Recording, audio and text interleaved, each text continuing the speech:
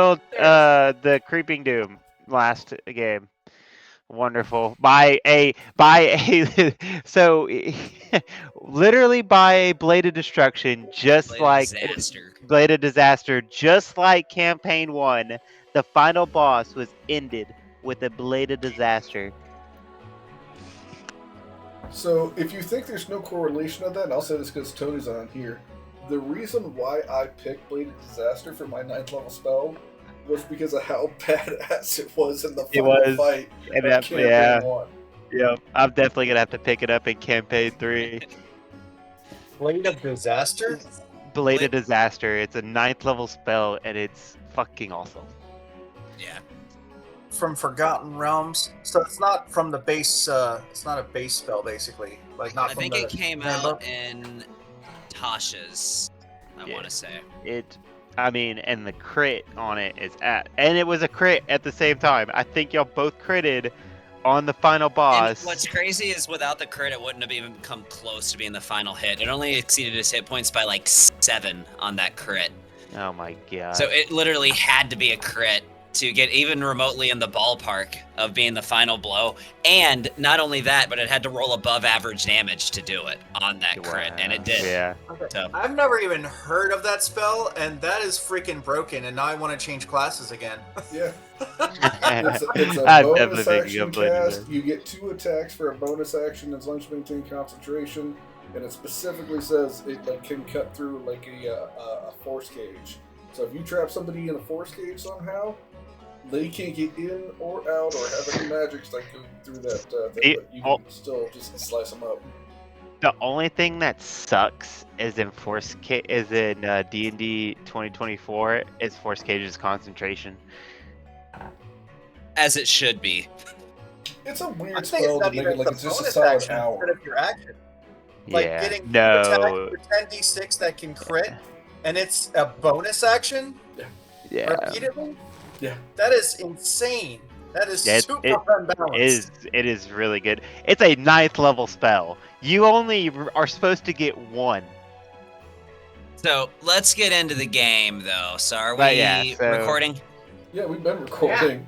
All right. So after Dargathoth falls, and after you've had time to reel and recover a little bit from that conversation, the question comes up, and in fact, it's actually gonna be Blurrakil who's going to ask. Dargathoth's remains, they're too dangerous to just leave here. It's, as he basically just points to... Hold on one second, Lee. If you need to say something, mute yourself. But yeah, as he points to the big pile of ash, that was basically all that was left of Dargathoth sitting in the throne room. And almost in response to that question, you see a weakened Big Pappy, still inflated in size from the encounter, stand up, and in an act that can only be described as freaking Kirby, basically, he opens his mouth, and you feel the pressure gradient in the room begin to shift as this funnel of air begins to erupt in the direction of Big Pappy as this dust swirls up into the air and fills all like a cloud in the middle of the room as it gets thinner and thinner and thinner as you notice this dark, almost like arcane, like coalescing void-like sparkling energy begin to fill Big Pappy. As Big Pappy begins to swell more and more and more in size, as he begins to float into the air, almost obtaining sort of a crust-like skin as he does so, as he undergoes a form of mild petrification, as this magical energy settles into him, as he continues to float higher and higher and higher and higher and grow larger and larger and larger. And as he does so, he begins to reach the upper atmosphere. What is everybody thinking here at the moment? What? Fucking what? It's a balloon, and I'm gonna pop it with a bullet. No, you know. But you see it's Yeah, almost like, what becoming the fuck? stone-like at the same time. As it continues to rise higher and higher and higher, And Just in become a response to planet. this, or I should say almost coincidentally, you notice something, as not only are there two dark objects in the sky, or one dark object in the sky, but two, as you look off in the distance and see what appears to be almost this, not almost, this literally planet-cracking sized meteor on its way down. And at first your immediate thought is like, what the hell? We literally just escaped an apocalypse. Uh-huh. But as this planet-cracking, enormous moon-sized meteor continues to hurtle towards Alpha-Resk, sure to destroy the planet.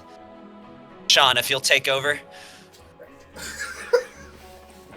So, Big Pappy, as he has absorbed all this magical energy and just continuously grown and grown in size, way larger than you've ever seen him, to the point that he's not the size of a man, not the size of a giant, not the size of a monster. He's literally just becoming planet size himself. And as he rises up into the air, he does exactly what was needed, because he will do what he's always done and be a protector.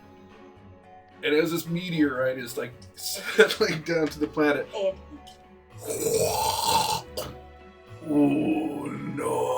Unagi.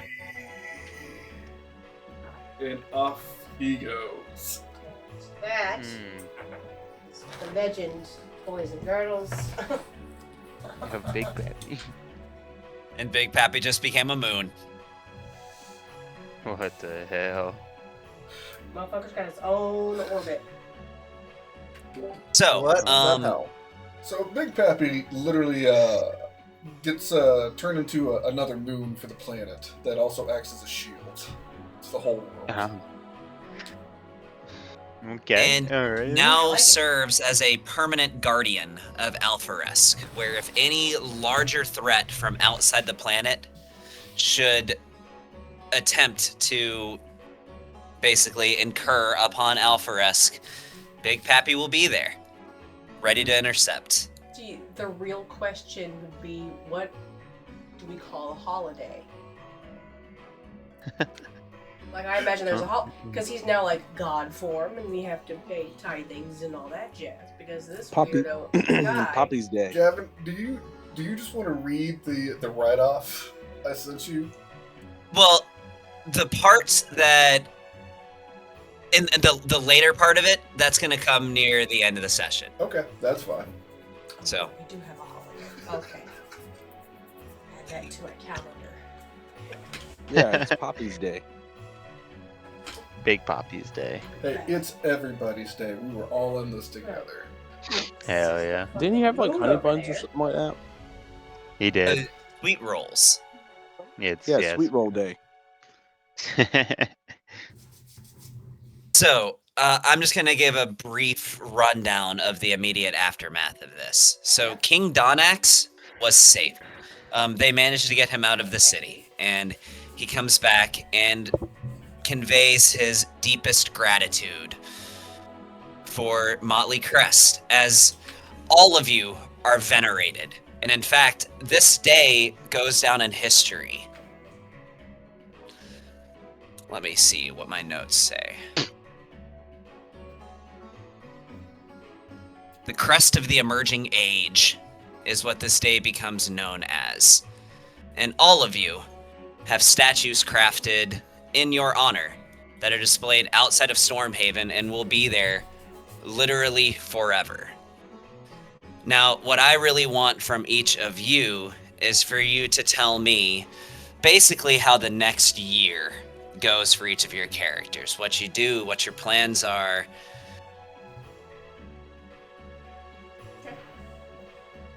Do we roll to see who goes first? Do we roll initiative for the last time? I You mean, know we what? did. Sure, why not? Roll initiative. I'm Just not gonna for roll good this. times. With Oh, wow. Okay. It's like the first time I've rolled like above. Oh, On that 20. Yes, we got a 20. I got a 20. We both got a nat 20 on that roll. Yes, for initiative. Bond would. Right? Oh, My girl was like, waste a nat 20s. You know, it Jesus. should have been everybody rolls their favorite stat, right? I could have done some investigation, not just initiative. Yeah, I should have gone. I don't know if y'all want Started that. I roll have I a mean, my cephalus Tom said 17. it, but what? And I'm not rolling anything lower than a 10. All right, so Bond, you go first. I Okay. will say, Actually, shit. God damn. I know you were not prepared for that. No, well, I was more like saying. question for you: would Bond have any intention of pursuing anything romantic with Ayla Briggs? If you Oh, by remember the way- her, the Yeah, shifter female. Before we continue, real quick, before we talk, cameras on, fellas. Yeah. It's Yeah, not a why not? session. Cameras on. We Did got I some not? Cameras Turn my on. camera I want to see your story Yeah, my before you camera's tell on. it. Oh, damn it. Okay, hold on. Yeah, I got That you. made no sense. I had plugged in No, my it camera, I didn't. just never turned it on. I don't know why. So, But there it would is. Bond pursue anything romantic with Ayla Briggs, the yeah. Fox shifter? Yeah, he would. He would, they would, be a item for a little while, and then, A and little then, while.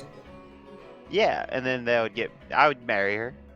Oh, I thought you were saying you would like hump it and dump it. I thought never. No. I mean, Oh. all options, but I don't feel comfortable with you ever saying that again, please. I don't know why. It just doesn't. I don't like it. I don't like it. But anyways, so I so my whole thing is I'm going back to the keep, the Motley Crest keep, and I'm talking with Commander Anzai, I think is her name, or one of her Yeah, names, of the Dark Suns. of the Dark Suns, about making Megumi Anzai. about making the keep the headquarters for the Dark Suns. And obviously I would check with everybody else just to make sure they were okay with that. I feel like you put a lot of trade through the city, or eventual city. You thought of a name at all for the city? hmm, It may be relevant later. yeah, I got you. You can think about it if you need to. I mean, I'm fine with naming it Motley Crest. The city of Motley Crest. Okay. Not a bad name. I'm all right with that. And I would start on my research of almost becoming immortal by basically transferring my consciousness into tech, basically.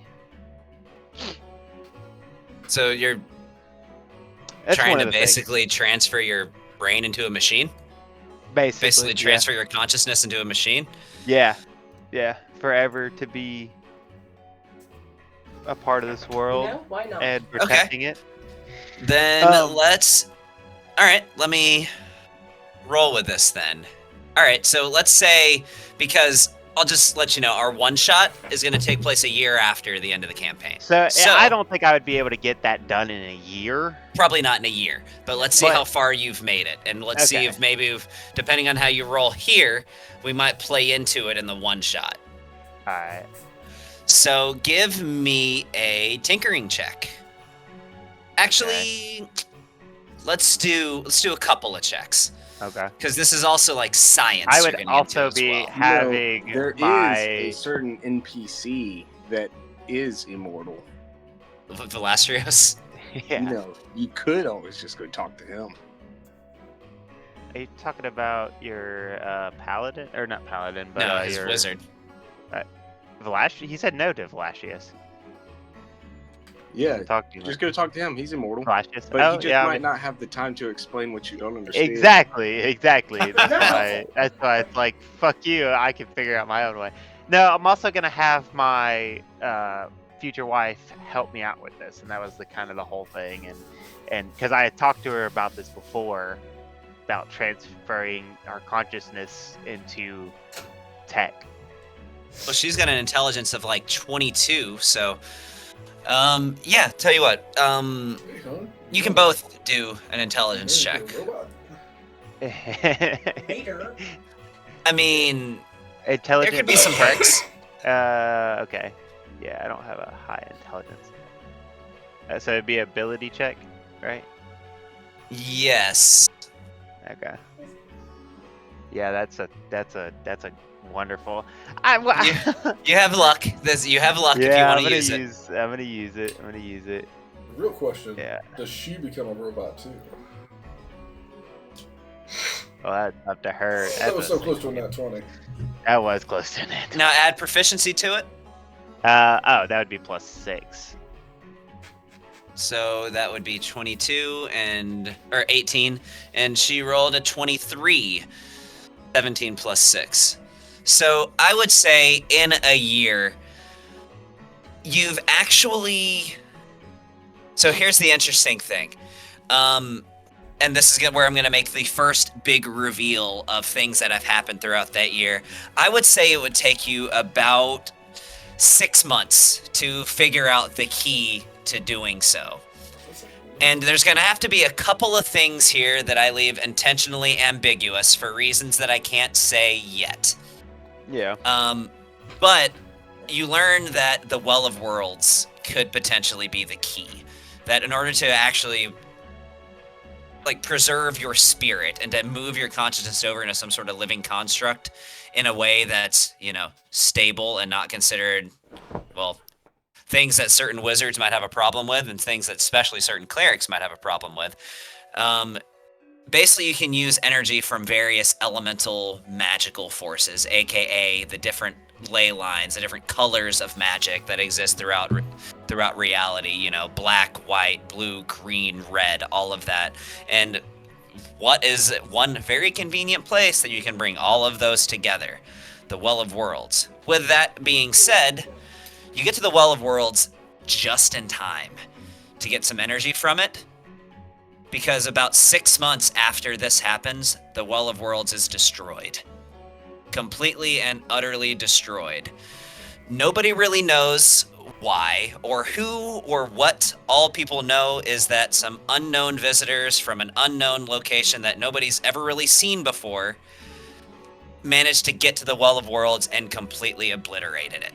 About 6 months after all of this happened. Mm.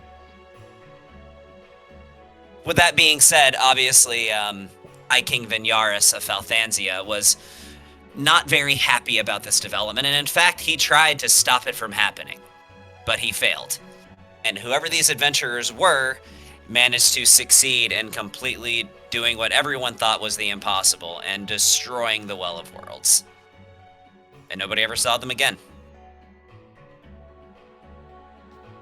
Mm-hmm. Well, one of my other side projects would be also having my people building a coliseum to hold the greatest, the most awesome combat they've ever seen with the two highest guilds two highest hero adventures in the Heroes Guild, fight it out and duke it out. So you're gonna stage a battle between Motley Crest and the Heralds of Requiem? Yes. That would sell some tickets for sure. To bring in revenue for the city of Motley Crest. Now, I assume, you would take safeguards with clerics on standby to make sure nobody dies, right? No one's gonna die. No. This is purely, we're gonna go gun-ho outright, but, obviously there's gonna be people stand by to make sure no one dies. Okay. Have you, by any chance, I know I'm putting you on the spot probably, have you thought of a name for this Coliseum? Let's see here.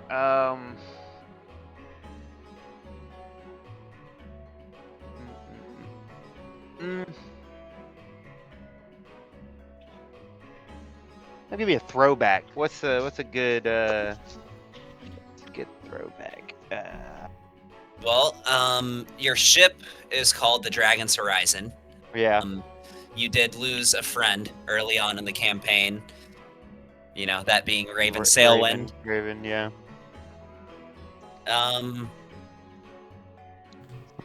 Ooh, the Dragon's Dawn seems such a cool freaking name for a The Dragon's Coliseum. Dawn. Yeah. mm,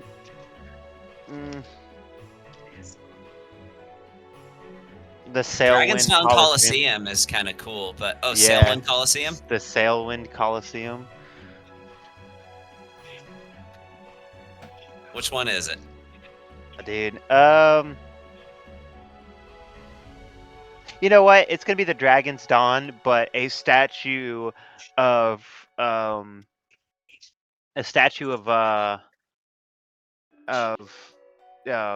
Raven is gonna be out front of it. I'm literally taking notes of all of this. All right. Awesome. Yeah, buddy. There we go. One thing you missed, Marte. About 6 months later, the Well of Worlds got destroyed. Nobody knows who did it. Nobody Nice. had ever seen these adventures before. Nice. King Vinyaris tried to stop it, but was unsuccessful, and the Well of Worlds got completely destroyed. Is this a campaign 3 thing?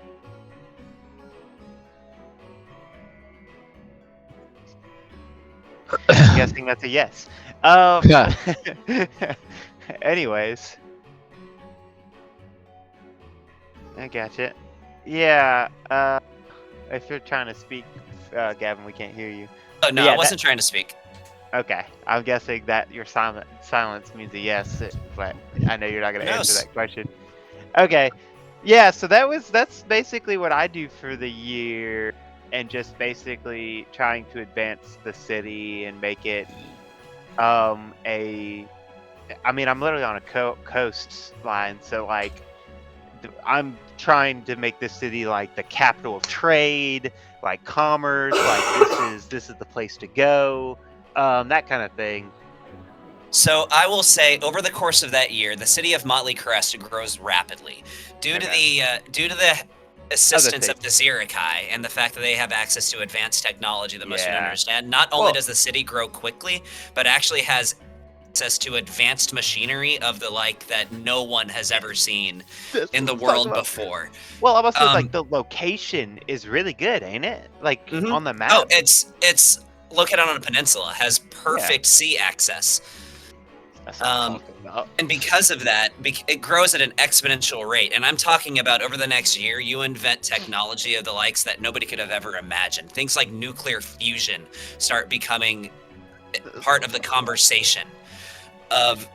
You invent clean, renewable energy and drastically reduce the world's dependence on magic for fueling its technology, which is a good thing because... Well, the world is gone. Well, and also Falthansia. Unfortunately, over the next year, things change in a way that a lot of people over there don't like. Over the next year, people grow to a high degree of discontent with High King Vinyaris, and he becomes far from the universally loved king that he once was. He still holds power, nonetheless. But all in all, public revolts erupt. And eventually, the agents of the crown, that entire, like, bureau, gets disbanded. Now, I have some other announcements for things that are going to happen, but I'm going to save that so I can pepper them throughout as we go through other people's, other people's characters. There's a chance for a new king to come along. I'm just saying. I'm just saying. Indeed. But anyways, I also try to king. find a source for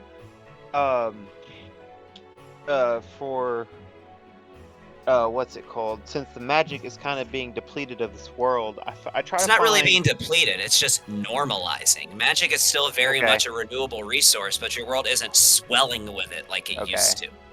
Well, I'm trying to keep my buddy Anon from starving, so I'm going to be looking for other ways for him to get nutrients. Okay. But anyways, Yeah. next person. That's Marte, and Yes. for the last time, you're the only one that hasn't done it because you weren't here when I called for it. And this is really just me being sentimental. We're rolling What? initiative to see what order everybody goes in. Would you roll initiative, please? Oh, so I have to open the game. Okay. Oh, Oh, you can yeah. roll physical. I didn't even open Fantasy Ground. I think it's safe to say that Crix. You know what? Actually, Do you have what is physical dice? Yes, I haven't got to use them. I got them as Roll a it. present. You Yeah, know what roll your it if you would like. initiative bonus is? I can tell him his I think it's initiative bonus is 7. plus 10. Oh, it's Plus plus 10, 10. maybe. Well, I Plus 10 undershot for a myself. wizard? It's great because they're You're built as Chronergy wizards get a bonus. dragon die. There's a dragon die in the center of the die. I've never rolled Hell these yeah. before. I have ones like those. Those are pretty sick. That is a 9. No, that is a 16 plus 10, so 26. Oh, nice. A 26. I think that makes you You're next. next. Yeah. Crixus only has a 24. How did you have more than the freaking artificer? I'm a fighter? time wizard. I control time. Yeah, yeah. that's a Chronergy wizard thing. They get bonuses to their initiative. Yes. Hey, it's a cute little baby. What's up, Barrett? He's laughing. Yes. Thing is, I muted him because at one point he was fussing a little bit, and I'm trying to keep him occupied while she goes to put the kids down to bed. So throwing around a football because it keeps making him laugh. Yay. So, as I get to the 3 newly appointed Chosen of Mystra, I kind of want to ask how you guys feel about that, because being a Chosen of Mystra, for one thing, means your lifespan is dramatically increased. It also means you now have access to 10th level spells, and literally the only way to have access to that is being a Chosen of Mystra, but it comes with a duty to advance the cause of magic. And if you go too long without doing anything that Mystra would consider to be advancing the cause of magic and don't contribute to it, that can even be something like inventing new spells, right? Which, let the Magi tell you can't invent new spells anymore when the god of magic has literally chosen you. Yes. But on top of that, how does Anon feel about this charge? Well, for somebody who does love magic and the pursuit thereof, he has no problem with pursuing the ever pursuit of higher education and knowledge. It's something he would have done had he not been in this charge. He's not happy about being linked to anything or anyone in this capacity. The idea of servitude is beneath him. So if he's Mr. would call it expected to, partnership, but whatever it's called, he doesn't hold the upper hand, Semantics. so it's servitude. Yeah, it is what it is, you know. He's not happy about it, but he it does award you some more power and privilege. yes, but the more they give you, the more they can take away, and so he's just not happy with the idea of it. He's going to use it, but he's not happy about it. And there will, you know, if she's expecting things to be cordial between the two of them, it ain't gonna happen. Fair enough. But I also do. Are you wanting me to get into what his future So looks we're like? covering the next year. Okay. And then potentially beyond that. But our one shot when we come back is going to be about a year in the future. Okay. Hopefully you can make it for that. It'll probably just be a session or two. Yeah, just tell me. I'll work make it sure out. you know. So are you wanting me to go first, or what do you want? What do you? Yeah, want? you're next. Okay. So things have settled down. Anad has gotten time to go back to normalcy a little bit, if you can consider having 10th level Mr. Magic normal. But he's going to pursue his passion like he's planned on from the beginning. He wants to educate, and not just educate about magic, but educate about himself. his people. He's going to continue to advocate for the Vold, almost to the point of diplomacy, and spreading the good Vold news all over the place. And in that vein, To I wanted try to to- give you a little update related to that, by the way. But if you Yes, have something yes. else you wanted to say first, you can. No, I mean, if you So- want to update, I'll continue after. Over the next several months, the Primal Vold, basically the Primal Vold, I don't know what to call it, but presence Yeah. in Wel'Kalas continues to be strongly reduced. But something interesting happens as well. As more Primal Vold are vanquished with the frick, what the name of that group? Let me grab my book. Hold on one second. Sorry. Where is it?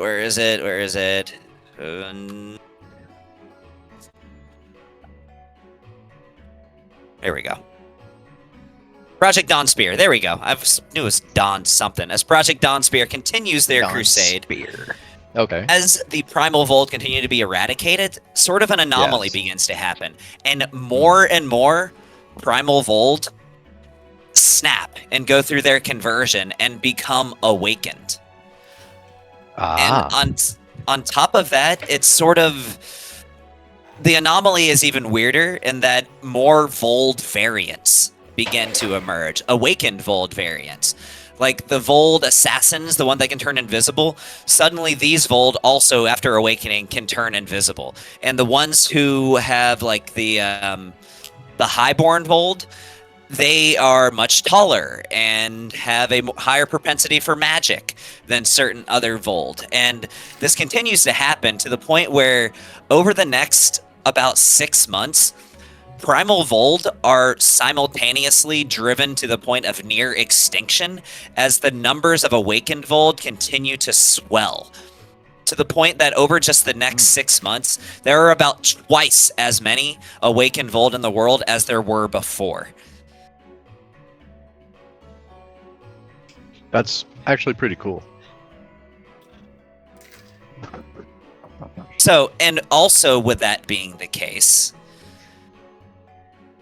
I will let you fill in this part because it probably relies a little bit on Bon as well. But overall, public sentiment towards the Awakened Vold actually begins to improve. And the word that goes around is a lot of that improvement in public image of the Awakened Vold is directly tied to you. As many members of the Awakened Vold, you become a legend among the Awakened Vold to the point where you are the paragon of their species. You are the ultimate goal. You are the person to look up to. You are the hero that's spoken of in tales to new Vold children as inspiration for the things that they can accomplish. You become that. That is lovely. I also want to, if Bon is okay with it, shortly after things had happened, I wanted to let him know because I'm sure we would have worked out to where I'd know that he grabbed that orb. Oh yeah. And be like, listen, I'm not gonna say anything. Can I borrow it for a little bit? I want to study it. I'll give it back. Yeah. Oh, we'll just. You've got that tower at our now Mhm. city. Yeah, you can study it in there. It's no problem. Okay. We'll make sure nobody knows. Don't worry about it. Yeah. So I'm gonna have borrowed that from him shortly after the By battle. the way, can you drop me the link to the or did you already? So I will drop it to you, but keep in mind, I run a heavily modified version of the Orb of Dragonkind. Basically, all the things that say that it only works on evil dragons, just apply that to just dragons in general, basically. Okay. But yeah, I'll drop it. So I can close out a nod story here. Well, for at least for this time. Sure. Okay. I mean that's What I see, because I'm a big picture type of person with these things. So things have wrapped up. He's traveling around speaking to people. He's working himself into the different universities because you don't get 10th level magic without people wanting to be taught what's it like, how do you use it. So he's and you're he's literally traveling the around. only one of few people that can pull He's the that much professor magic at of one time. professors. Yeah. So in this time, he's going the college that he originally came from. He's going to set himself up as the dean of the university. He wants it, even though he's still going to be traveling teaching. And so he's going to regularly host lectures. He's going to do his best to make sure that people understand what magic is, how it works, how it interacts with bold physiology. Like he's Would be really the going to go College off. of Zulu Makir, by the way. That's very African sounding, but yes. Yeah, because it's in Soria, which is based on Africa. Okay, I'll sing the Yeah, line. you should have just joined the Magi. Wow. No interest in that. But so as things, I won't say close, but as things progress for a nod, just have the picture of he's become the cool professor in school. He's teaching, he's helping people. He married his the Archon's daughter as he intended. Andraste Drakelnon. So you're yes, a hot half dragon wife. Andra. He did. They had a few little, Dragonborn babies. dragon mutts running around. Yeah, what would that even be like? A half dragon and a Vold having children. That would be They're Interesting. essentially dragon vampires. They drink the mana through their fangs. Anyway, that's pretty cool. But I'm awkward. Hey, Marte, I'm assuming you're making an order kind of like the Magi, in a sense, with I'm creating our- my own order. So, yeah, I was just wondering to rival the Magi is what we'll take you. They wish they could do what we're doing over here. But this is the cool thing. So imagine that the Magi Anand's are more of going an through order his- of wardens of magic. Their whole goal is just to protect the weave. That's what they exist for. Yeah, I am the weave. So no, for real. This is the I was thinking about this. So we have our nice little cottage. Everything's nice. You can picture, we've had she had the little, I don't even know what to call them. What do you call a group of little baby dragons? It's not a brood. Litter, I guess. It's not a litter. They're not cats. Anyway, she's homemaking, as it were. And just picture the camera panning out of the house, smile on her face. The kids are running around playing, the birds are whistling. Everything's nice, right? Well, Okay. the camera angle shifts, goes into our tower, goes into my lab. But what they didn't know is that I built a sub-basement in my lab. No one knows it's there. It's very well hidden, very well camouflaged. And this And is when you at the get college or at your cottage? This is at where our tower is. Okay. Our place. Like where we all have our stuff together? Oh, gotcha. At Motley Crest is the name of the city. Yes, He named it yes. after the group. Okay. Yes. So this is there. So we're panning to this. The trapdoor opens. You see it shift down, and the mood drastically changes. It takes on this like intense kind of, the screen looks like it's under a red hue type of scenario, and there's Oh my God. it looks like the workings of a madman have been going on in this place.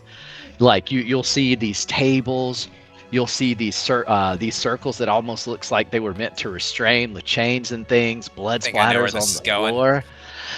And well, no, maybe. And then you look against the wall, and there's somebody chained to the wall. And it's actually his wife who's chained to the wall. Okay, I did That not know where was this it. was going. Yeah, she's the one who's chained to the wall. And she looks like she's been there for quite some time. And then it pans from her over to Anad working like very ridiculously at a table. On the left side of the table, he's got the orb of dragonkind. On the center of the table, he's got a book that has some draconic scribbled on it. And if you look at it, then you read it, it might say something that it has to do with the cult of the dragon. And then it has like a map sitting beside it that has different locations of different colored masks that he's currently tracking down. And it just seems Masks. like So, do you want an explanation for what's happening, or do you want me to just leave it there? Whatever you want to do, but I'm curious now. Wait, why is your wife chained up in your basement? Like, Because after the whole fight, and after the amount of control, and after the amount of problems, and after going through all of this time trying to humanize himself, but never things turning out exactly the way he wants it to, he's tired of not having the power to do things the way he wants to do it. So he has formed his little group of people that they don't realize it, but they're drinking the Kool-Aid, and they're going to aid him in his conquest that he is going to do alongside an army of dragons, eventually. And back at his house, that's a simulacrum of his wife that he made a long time ago, that's taking care of kids that aren't really there. And she's just here, serving as an experiment to make sure they can be fully controlled without it breaking again. so wait, the real one is the one chained up? Yes.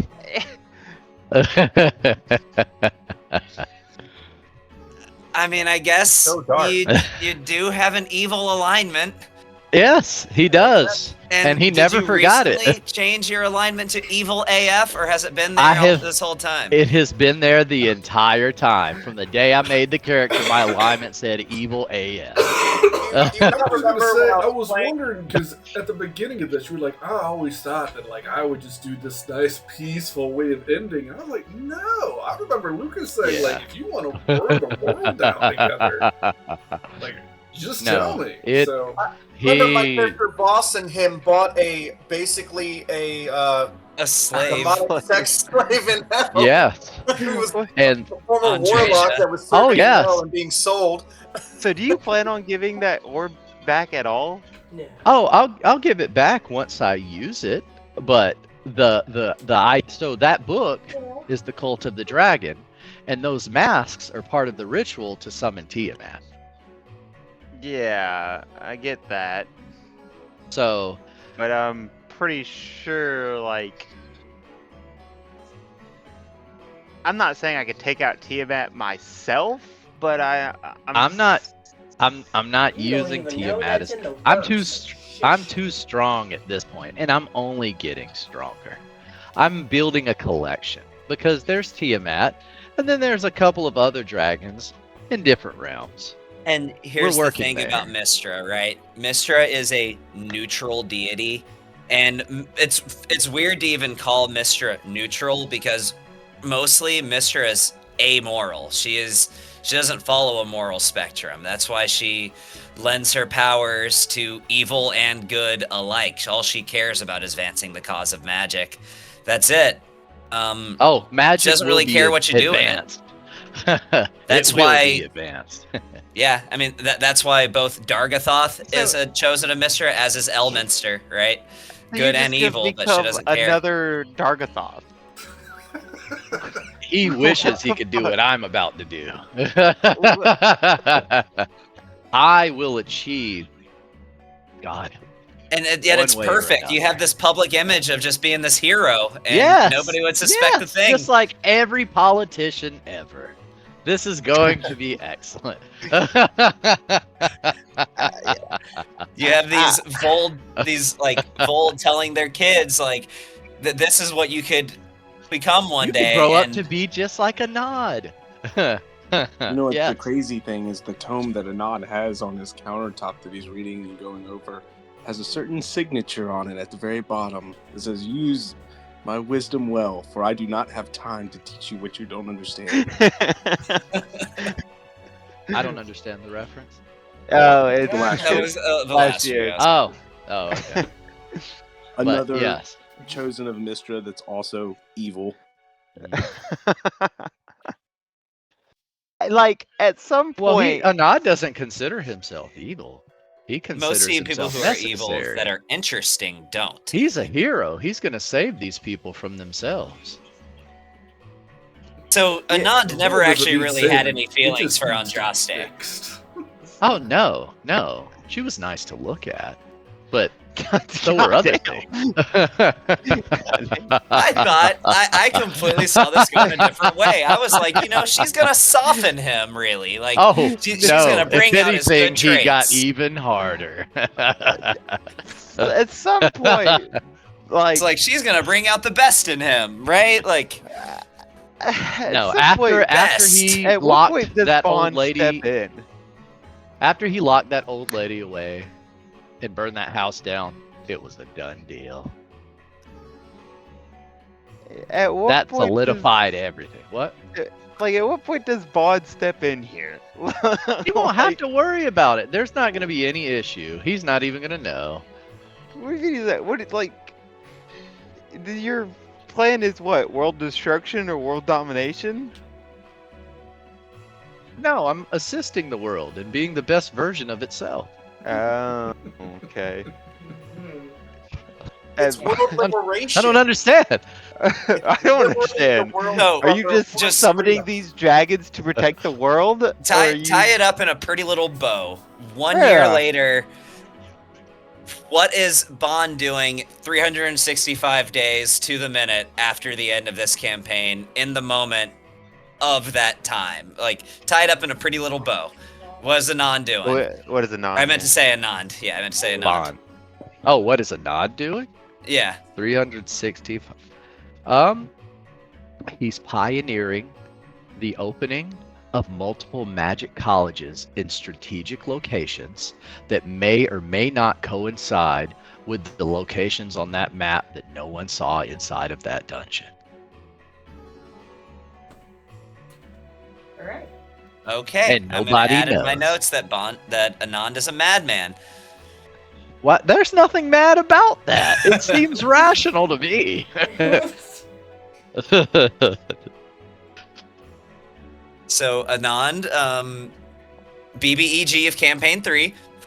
Nice.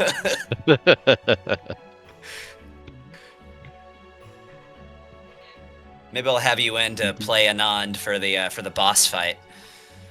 A nod riding a dragon. Okay. Does And then does watch. that conclude? He's fighting and he summons Dargathoth himself. And he's like, "No, you'll fight for me." Anyway, go ahead. Yeah, that's it. All right. The puppeteering voice got me. Yes. Just picture like old grainy camera footage from like an old Dracula movie as it goes into your the basement of your tower. Yeah. Exactly that. All right. Crixus, let's go over your epilogue, and I'll fill in anything relevant to it as you go along. Okay. I don't think you guys got much of my backstory. I'll give it like a super brief rundown. Or the full thing if you want. Doesn't matter. It's 5 pages long. I'll give you the super brief rundown.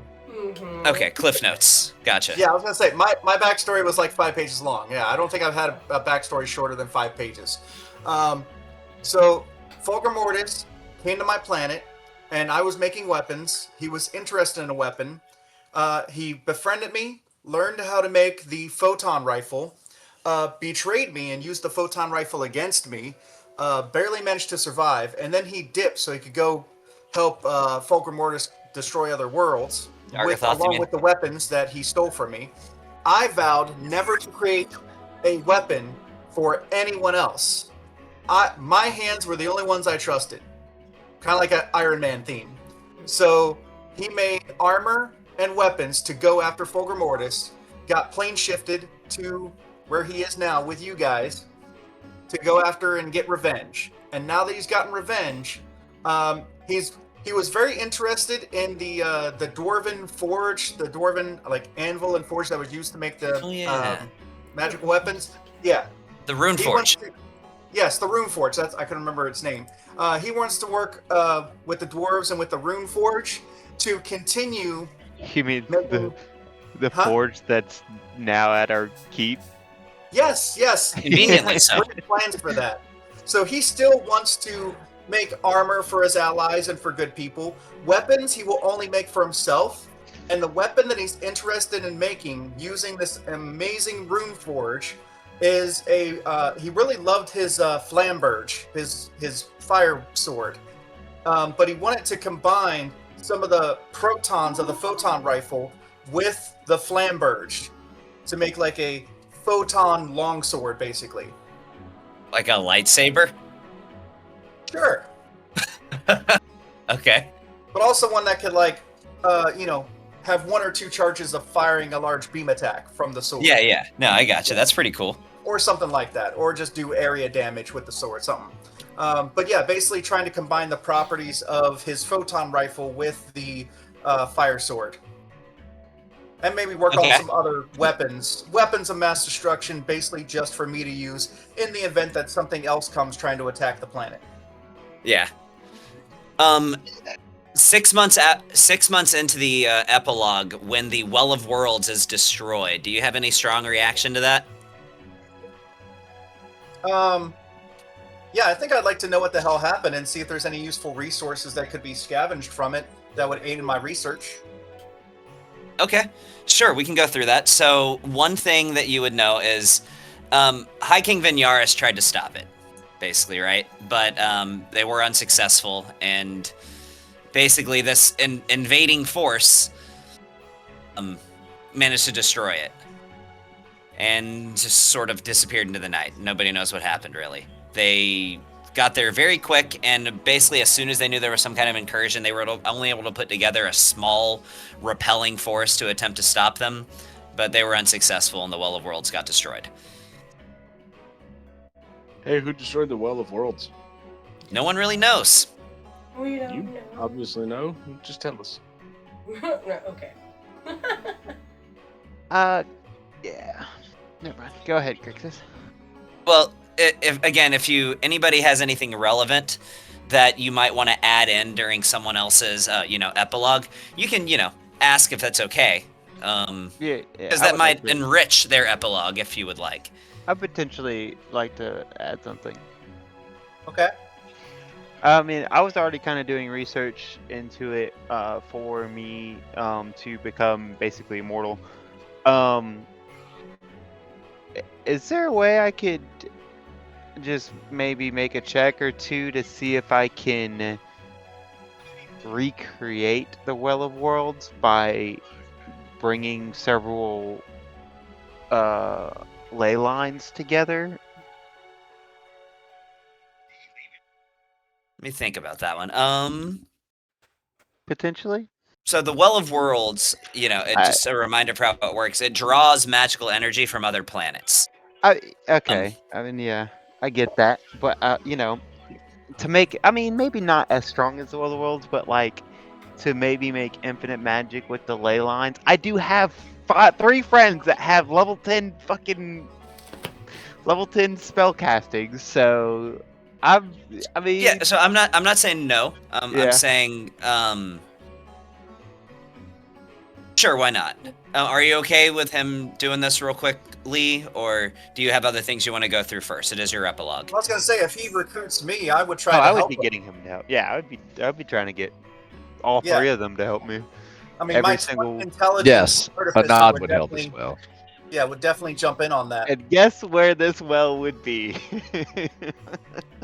In Motley Crest, I assume. Oh yeah. On the press base.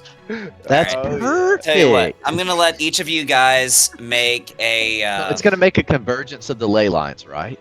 Yes. Yeah. It's like So literally. there would be enough power for something else to siphon that power Well, off while you- in Motley Crest. too? Actually, you weren't here for this, but like What? the city of Motley Crest eventually is getting nuclear fusion. Oh, that's perfect. A dragon that has nuke breath. Oh, I love Bro, that what is with idea. you and Oh, dragons? that's great. Oh, that's great. Information is now the big bad. So it would literally be a radiant breath that causes exhaustion. That's what it would. That's what it Yeah, would be. that's pretty nasty when you think about it. Okay. Yeah. So I will let the three of you guys, and also I would let Lucas as well. Lucas as well, if you were there for this, Oh, Lucas would make- definitely be there for this. an Arcana check or a Tinkering check, whichever is higher. And let's see how you do. If Tinkering check. What is a tinkering check? Intelligence. it is an Intelligence plus Proficiency. I think I'm proficiency with Tinker's tools, right? Yeah. If you're proficient in with Tinker's tools, I then do. you I add do. proficiency. Okay. So that would be a D20.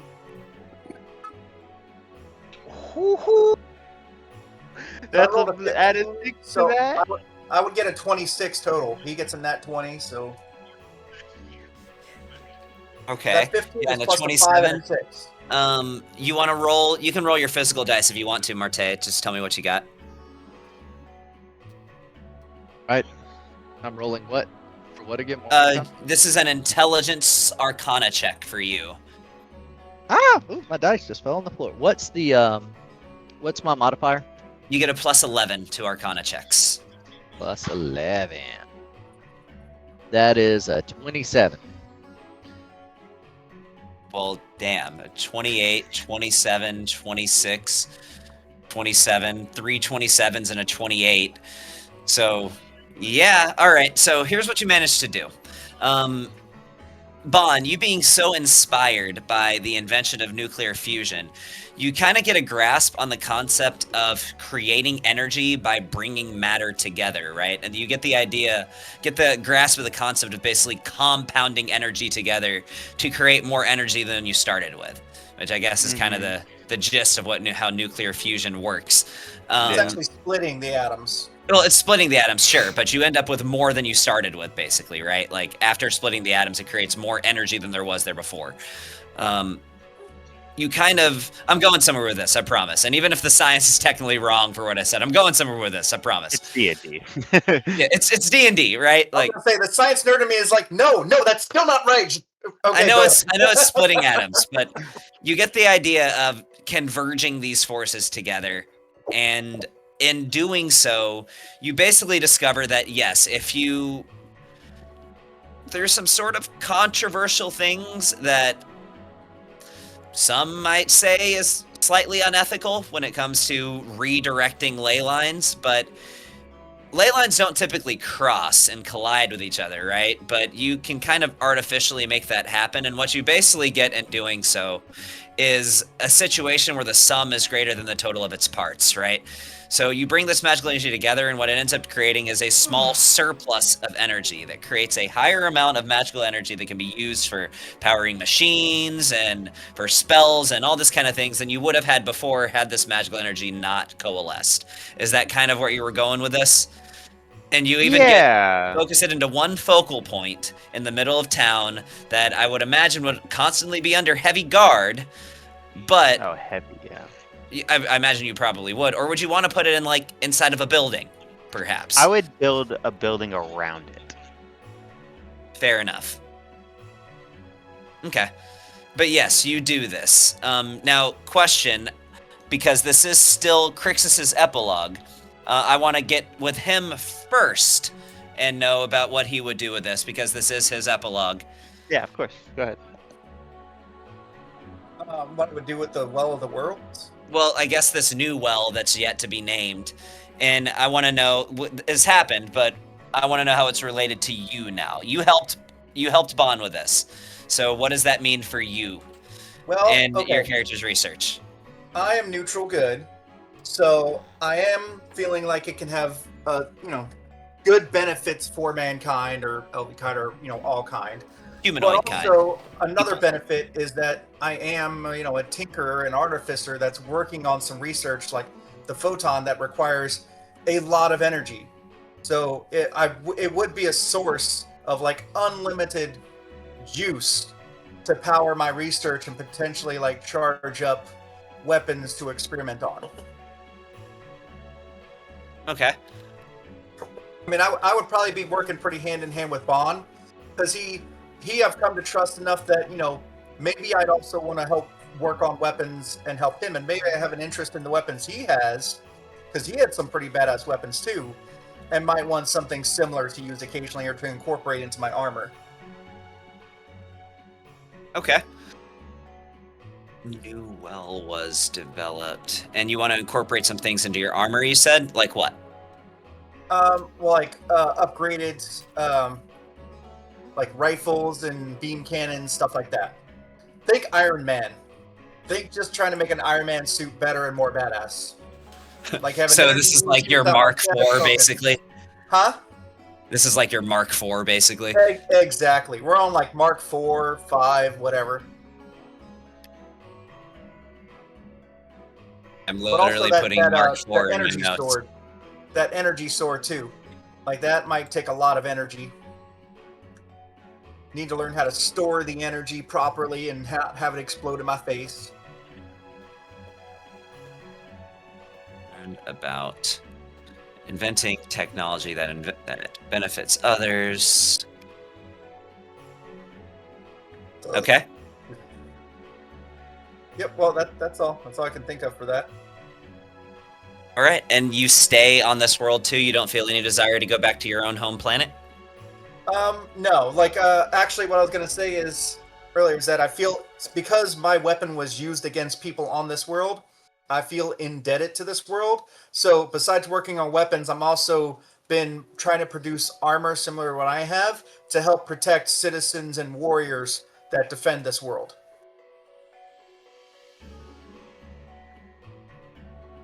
Did you get all that?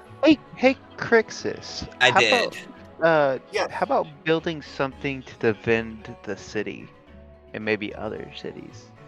Like similar, like a not a prismatic wall, but a force shield. Yeah, something like that. Something impenetrable. Maybe magic can't get Wall of through it. force. Like a magic wall of force, but large scale. A large scale You and a do have circular. floating pappy? Yeah, that is true, but that He's doesn't the protect first- the city. He's That the protects first the line world. of defense. He's the Exactly. first line of defense, yeah. Because the thing is, he's up there in case something from another planet tries to come down. What if something tries to teleport onto the surface or from within the planet? Yeah, and it's something that goes underground as well. So an entire dome, and potentially protection from a certain evil wizard that's wanting to use dragons to take over the world, or something like that. Yeah, Nothing you're right. evil You know, just about it. hypothetical, right? Even though his fucking main tower is in the city, whatever. If he was doing something bad, he would be in an evil lair. He wouldn't be in the normal base. Oh yeah, Basement evil in the lair. dark. He's just we're just chilling. I mean, he has to have some way to test the stuff. He needs a dragon. You don't just have random dragons. Yeah. Yeah. It's not like slavery's illegal. I mean, it actually is, but you know. We bought several. Yeah, in a Look, and From hell. dimension. I mean, Yeah. he makes occasional trips to Inverness, so he just to practice and vacation. Like he's brother. he's doing I things feel like- well. I feel like he wants to be able to summon in Tiamat, Dargathoth, Bahamut, and like 8 others, and be like, "Go, my minions!" Like don't I feel give like the it plot makes- away. I feel like to an extent the Orbit Dragonkind really couldn't work on gods like that. Well, probably not on actual gods Well, that's because why their it was creature using type the, is Well, not it's not gonna dragon, work on they are gods. celestials. That's why But he's that's using why the mask we're- to summon Tiamat. We're working on it, and we're doing a summon, but also I have 10th level magic, and I'm Yeah, going for but more. 10th That's level why it's a magic process. doesn't mean I get to control gods. No, but it That does level mean you can magic does literally a lot. rip cities out of the earth and elevate them into the Yeah. sky. It Like, means you can there's summon a volcano crazy- at will. Yeah. Where's Will? Like I'm working on it. If we can change the amassing power to funnel Can into somebody the give me a orb to change it into something. please? Yeah. Oh, hey. But anyways, Oh. Cricus, go ahead. Hey, Yeah, real quick, go ahead. if I can tell you the name and the location of that dwarven blacksmith, can I get inspiration? Sure, you can use it in the one shot. Fergus Mithril in Malthram. Are we just making up our Yeah. own thing? No, Oh, that's let me literally name his the- name. Yeah, No, that's I know. literally his But name. He It pulled was it gonna up. be. That's why he asked you. That's what notes are for, right? I know. I'm just Okay. saying, I took notes on that because that was important to me. That's Who what notes is- are for. Who's the main guy of the Irakai? Zirakai, actually. It took me a Irakai. while to find this note. His name starts with a K. Fucking Kildor or No. Kador? No. I it's- literally, when Oh. I named him, I just thought of what's the most alien sounding name I can come up with. I did have something I forgot I to mention. can't- I thought I remembered it. Go ahead. In that basement in the dungeon, there was the lady. Who thought you loved her and was tragically betrayed. Yes. Not my fault for her being stupid. Anyway, if you pan across, there's a guy in the corner with like really shaggy long hair. This is where I It's- thought you were going. This Yeah, chain, right. like he's got a chain around his neck, and he's kind of sitting, kind of like an animal would, just chilling on the floor. And he's got some, and he's got like a bowl, and on the side of it it says Jarkivus. I knew that was coming. Yeah. But yes, he I thought has that's where the blue first hair thing and was red going. eyes. He has blue hair and red eyes, I'm Yeah. assuming. And he's just there, Nobody That's where I said we thought the couldn't first resurrect the fucking body. shade Oh thing no, was no, too. he's the pet. The other one is for experimentation. Okay. You All know, right. you I had just had to add kids that. with her. No, I said they weren't real. Those kids are. Oh, the kids are That- fake. Fake The kids are children. an illusion. Okay. Yes. We can't Yeah, I impregnate feel the, like the test her subject. dad would have catched on somehow. Well, I mean, you got the fucking. No, Orbit I'm way Dragonkind that I way gave stronger you. than he is now. Oh my He's Yeah. unimportant. There's nobody who's gonna stop me. Gaslighting is still a thing. Okay, maybe the. You know what? the Maybe Ditcher party that. one of our one shots will just be a one-on-one battle between you with 10th level spells and freaking Blurrikiel, and we'll see how that goes. No, all of us against him. No, y'all are just as strong as I am for now until I get my summons. Remember that. Remember that when you think about taking over the world. Like, give me what you call it? Ooh, paperwork. Yeah, let me get 2 ancient like who would I want? Yeah, I- again, remember that Yeah, there's we'll do there's that. We'll do 4 that. other people at least who are arguably just as strong as you. I Why do wouldn't they support me control though? That's an the thing. Why entire would they? army. They wouldn't oppose. Lucas wouldn't oppose me. He would join me on this. He wants a nice little place for him and his wife to settle Oh, down. he can have it. The more power he has, the more peaceful his life. But you know what? We'll hear from Lucas on that one. Texas, what Um, was you gonna finish up yours? But yeah, that is a request that is asked from Bond, and then that's it for me. Yeah, no, I'm absolutely down with accomplishing that feat and then taking advantage of that to also, forward our research. That's all. Hell yeah. Okay. And how does I'm trying to Crixus work feel on about his weapons and armor. charge?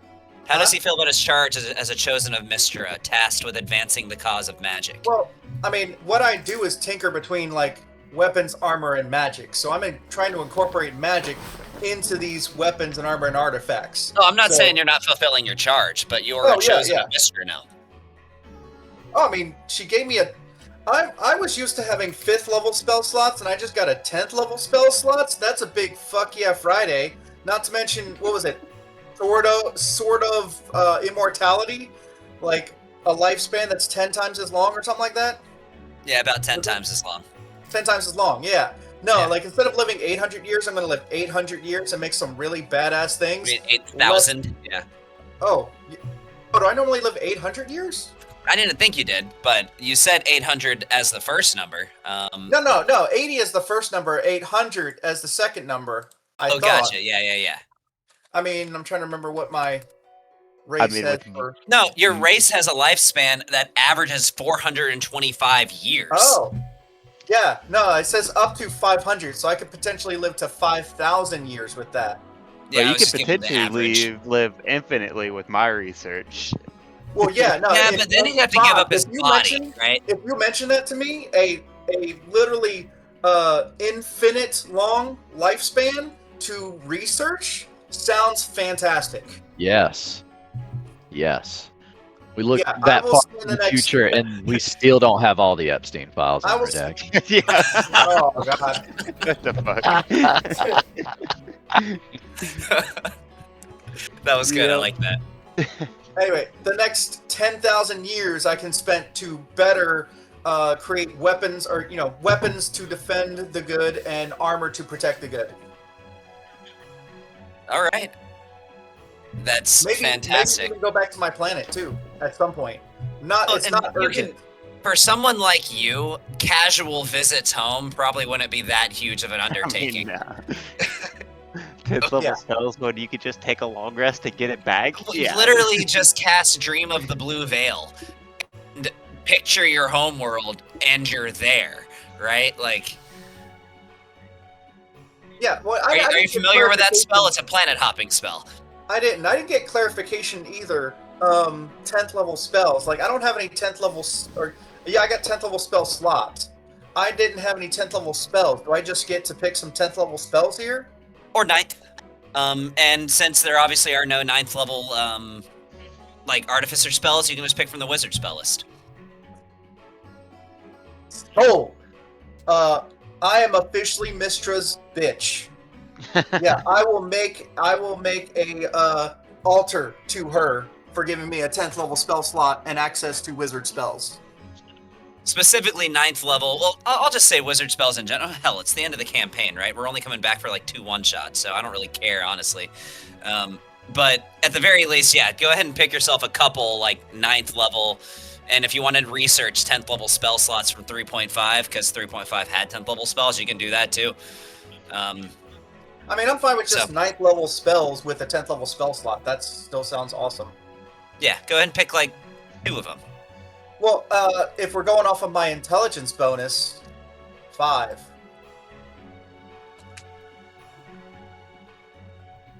Sure, why not? Oh, So is that the end boy. of yours?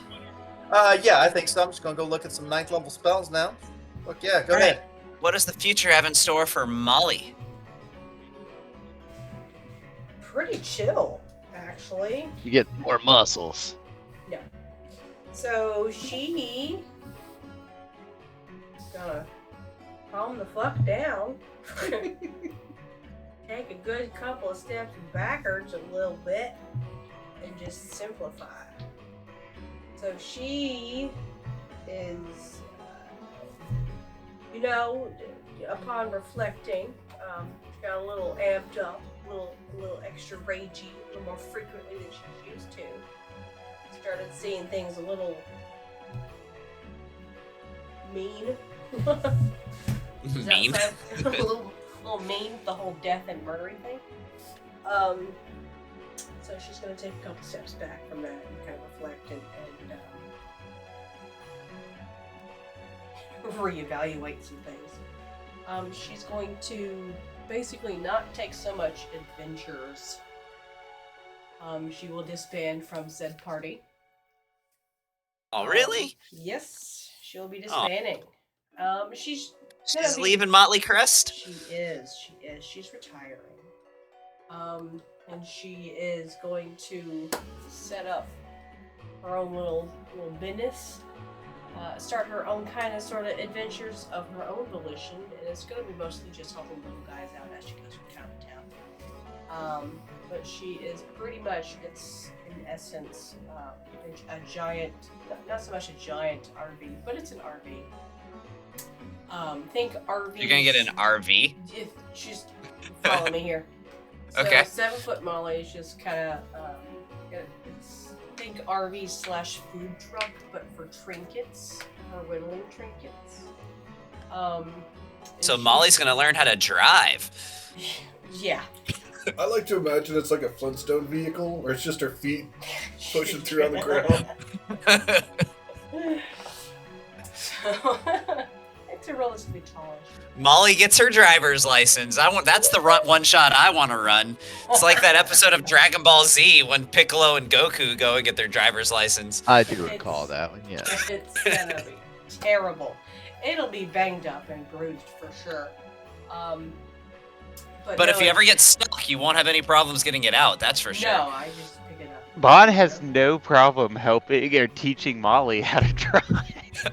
He might add a couple seatbelts in there, strapped in like a NASCAR driver. But yeah, Would Molly do that? Would she learn how to drive from Bon? Yeah, I would be game for that for sure. It's in the notes. Pon taught her how to drive. Yes.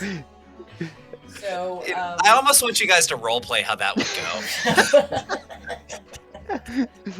First rule of driving, we always adhere to the Filia law. Yes. buckle up. It's good. Nope, number 2. Okay, 5-point harness. Got it. All right. Sure, airbag on. Awesome. yeah. So she's setting up this. It's an RV / trinket shop. So the first half is just obviously driving half, sleeping Okay. bunker and all that jazz. Okay. The last portion of it, it's going to be pretty much just you kind of hit the side of the RV and the awning goes down and the little sign pops up. Ding! Little trinkets. And you're a little traveling merchant. I am. I'm a traveling merchant. But of course, I'm also hauling some, just an extra storage container on wheels with just, with all my wood carving tools and stuff. Does your shop have a name? It does. I've already forgotten. Let's see. Crap. It is the. Yes, it is the Wandering Whittler. Mm. And that's pretty much all it goes on.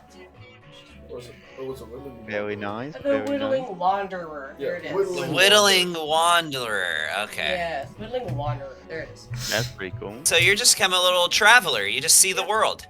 I'm gonna see the world. I like that. I set up camp wherever I can and help little guys out in the bar that keep getting beat up for whatever reasons. Would Yes. you Yes, continue being? Would you continue being a member of the Heroes Guild, perhaps, like taking contracts and stuff? Probably just for the small stuff. Yeah, you're like, I haven't Yeah. seen my cow in 2 days. Or like, This diamond ranked adventurer. This diamond ranked adventurers like Taking like little silver and like copper Yeah. jobs. silver and just copper. enough to thing. put, gas in the tank and that. Something small. That's Yes. funny. No big the adventures. level 1 questers are competing with the god killer Molly the Barbarian.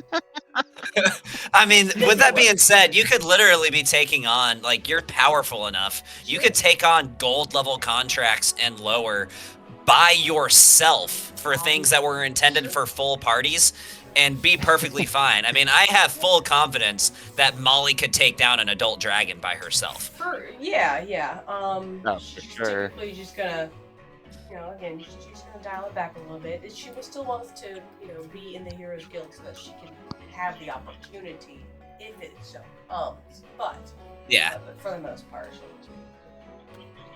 Hell, I have full confidence Molly could, like, wrestle an adult dragon by herself Yeah. into submission. Mhm. I mean, I mean, that's I like what it, happens though. when you got epic boons as a 20 level. Your strength is character. what, like 24, 26, something like that? Yeah. There are dragons that have less strength than you. Yeah. Like, so It's just that's one soft insane. kitty away Fun from like fact, not having Her strength was supposed to go to 26, but we didn't have enough downtime. Because she has a book to raise her strength by 2. Well, then she would definitely go ahead and raise it to 26 then while you're at it. I would definitely have some. No, I mean, like, literally on your character sheet right now, you had time to read that book. Make it 26, because you would have had time to read that book in your downtime for sure. That's insane. What do you do with all that strength? Little, like a Shake beast. the earth, I guess, because That's practically you crazy. could. Like, I mean, she doesn't that's even like- have tools when she's tinkering. She just uses her fingers, like I twisted just like a carve wrench. the wood with my finger. I literally imagine you being like, oh, what is it? Anime, where he's like goes to Hogwarts, but he just uses strength magic, muscle Mashal. magic. What is it? Mashal, yeah, literally Mashal, right? Like, Like, that's crazy. I'm seeing Molly just like, picks up a rock one time and then just like stumbles and you see like open her hand back up and like it's a dive and she's like, oh man, made another one. Damn it. Made another one, Yeah. throws it to the side. Literally picks This is up my like a diamond, bro. log, just squeezes it, and like it crushes into being a little like figurine. Like all she has to do is Pretty squeeze much. it. So- an adult red dragon has the same strength modifier as you do. Yep. That's And crazy. I'm Nice. tinkering away on tiny pieces of pine. But yeah. With another piece of pine, or with another your piece of- fingernail, because you Yeah, don't need definitely the fingernail. you don't need tools. Yep. That's All I insane. imagine is Kung Fu Panda, and she just takes the finger of the dragon and does skadoosh. Yes, skadoosh. Yeah. Skadoosh That's is a perfect. dragon.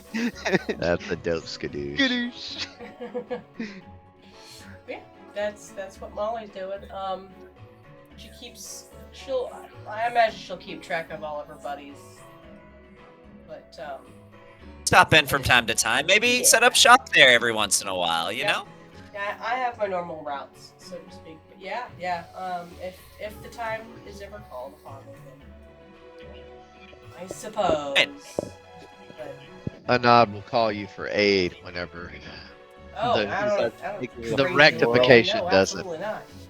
like So I will say, Obliterate the dragons, please don't. this is the kind of thing for Molly where, like, when the name sells something, when just something it becomes a trend that just catches on, just solely because of trends catching on, right? And it's carved by Molly, right? How could it not?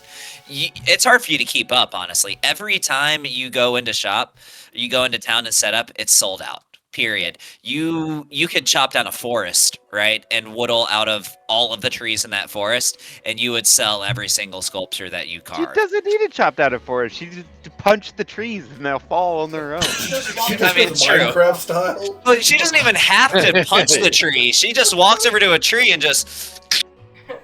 yeah. Walks And it then away. she That's she great. takes another baby tree and plants That's it back into the ground. And intimidates it into growing to the point where it just becomes a full tree again. I like to think they're like 2 trees and she wants to grow more of them, so she just walks out, stares at them, and is like, procreate. And they both look at each other, like, gain sentience out of fear in that moment. And they look at each other and they're just like, that's not even how trees work. And you see her, like, coming at them, like, menacingly, and they're like, fuck it, let's figure it out. Do trees start to bone? Literally. Fuck it. Figure it out.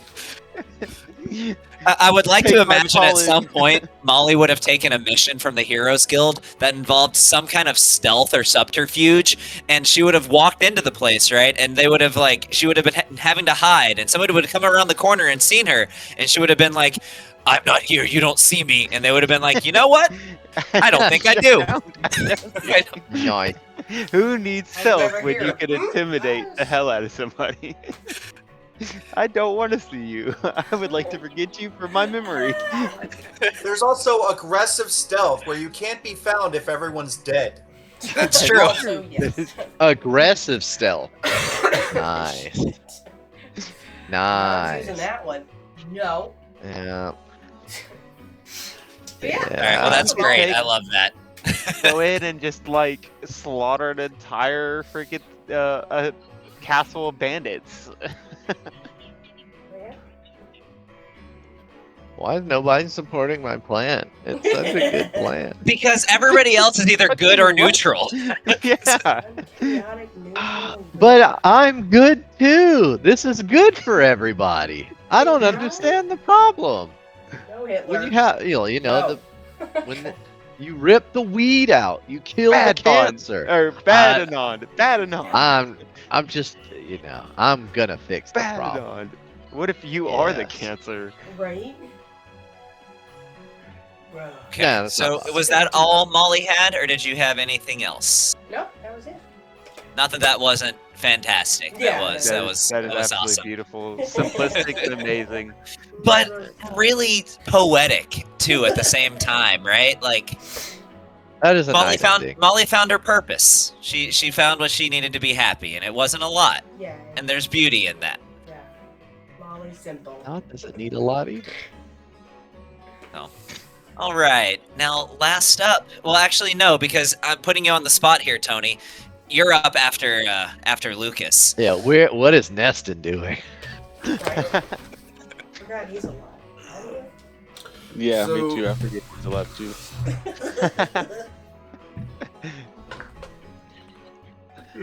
After I'm so sleepy.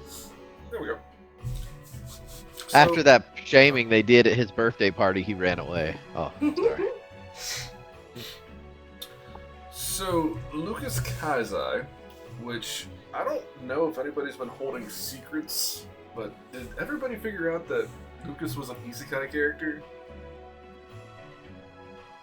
Yes. I knew you did, Marte, but did anybody else figure out Kaizai is literally isekai? Just the letters are rearranged. Oh. That's- No. Yeah, I totally figured Oh, that God, out. that's so.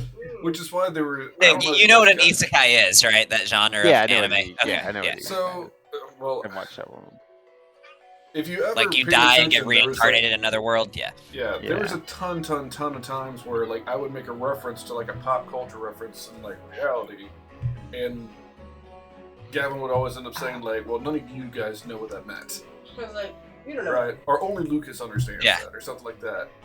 The reason And I whenever always others- thought that was because Nope. sometimes I will do it, and not knowing that Bond doesn't know that, but just being me doing And that. I would thought that correct was- you. I was you would- very yeah. intentional about every time one of you guys made a real life reference, I would correct you. I would never correct Lucas whenever he would.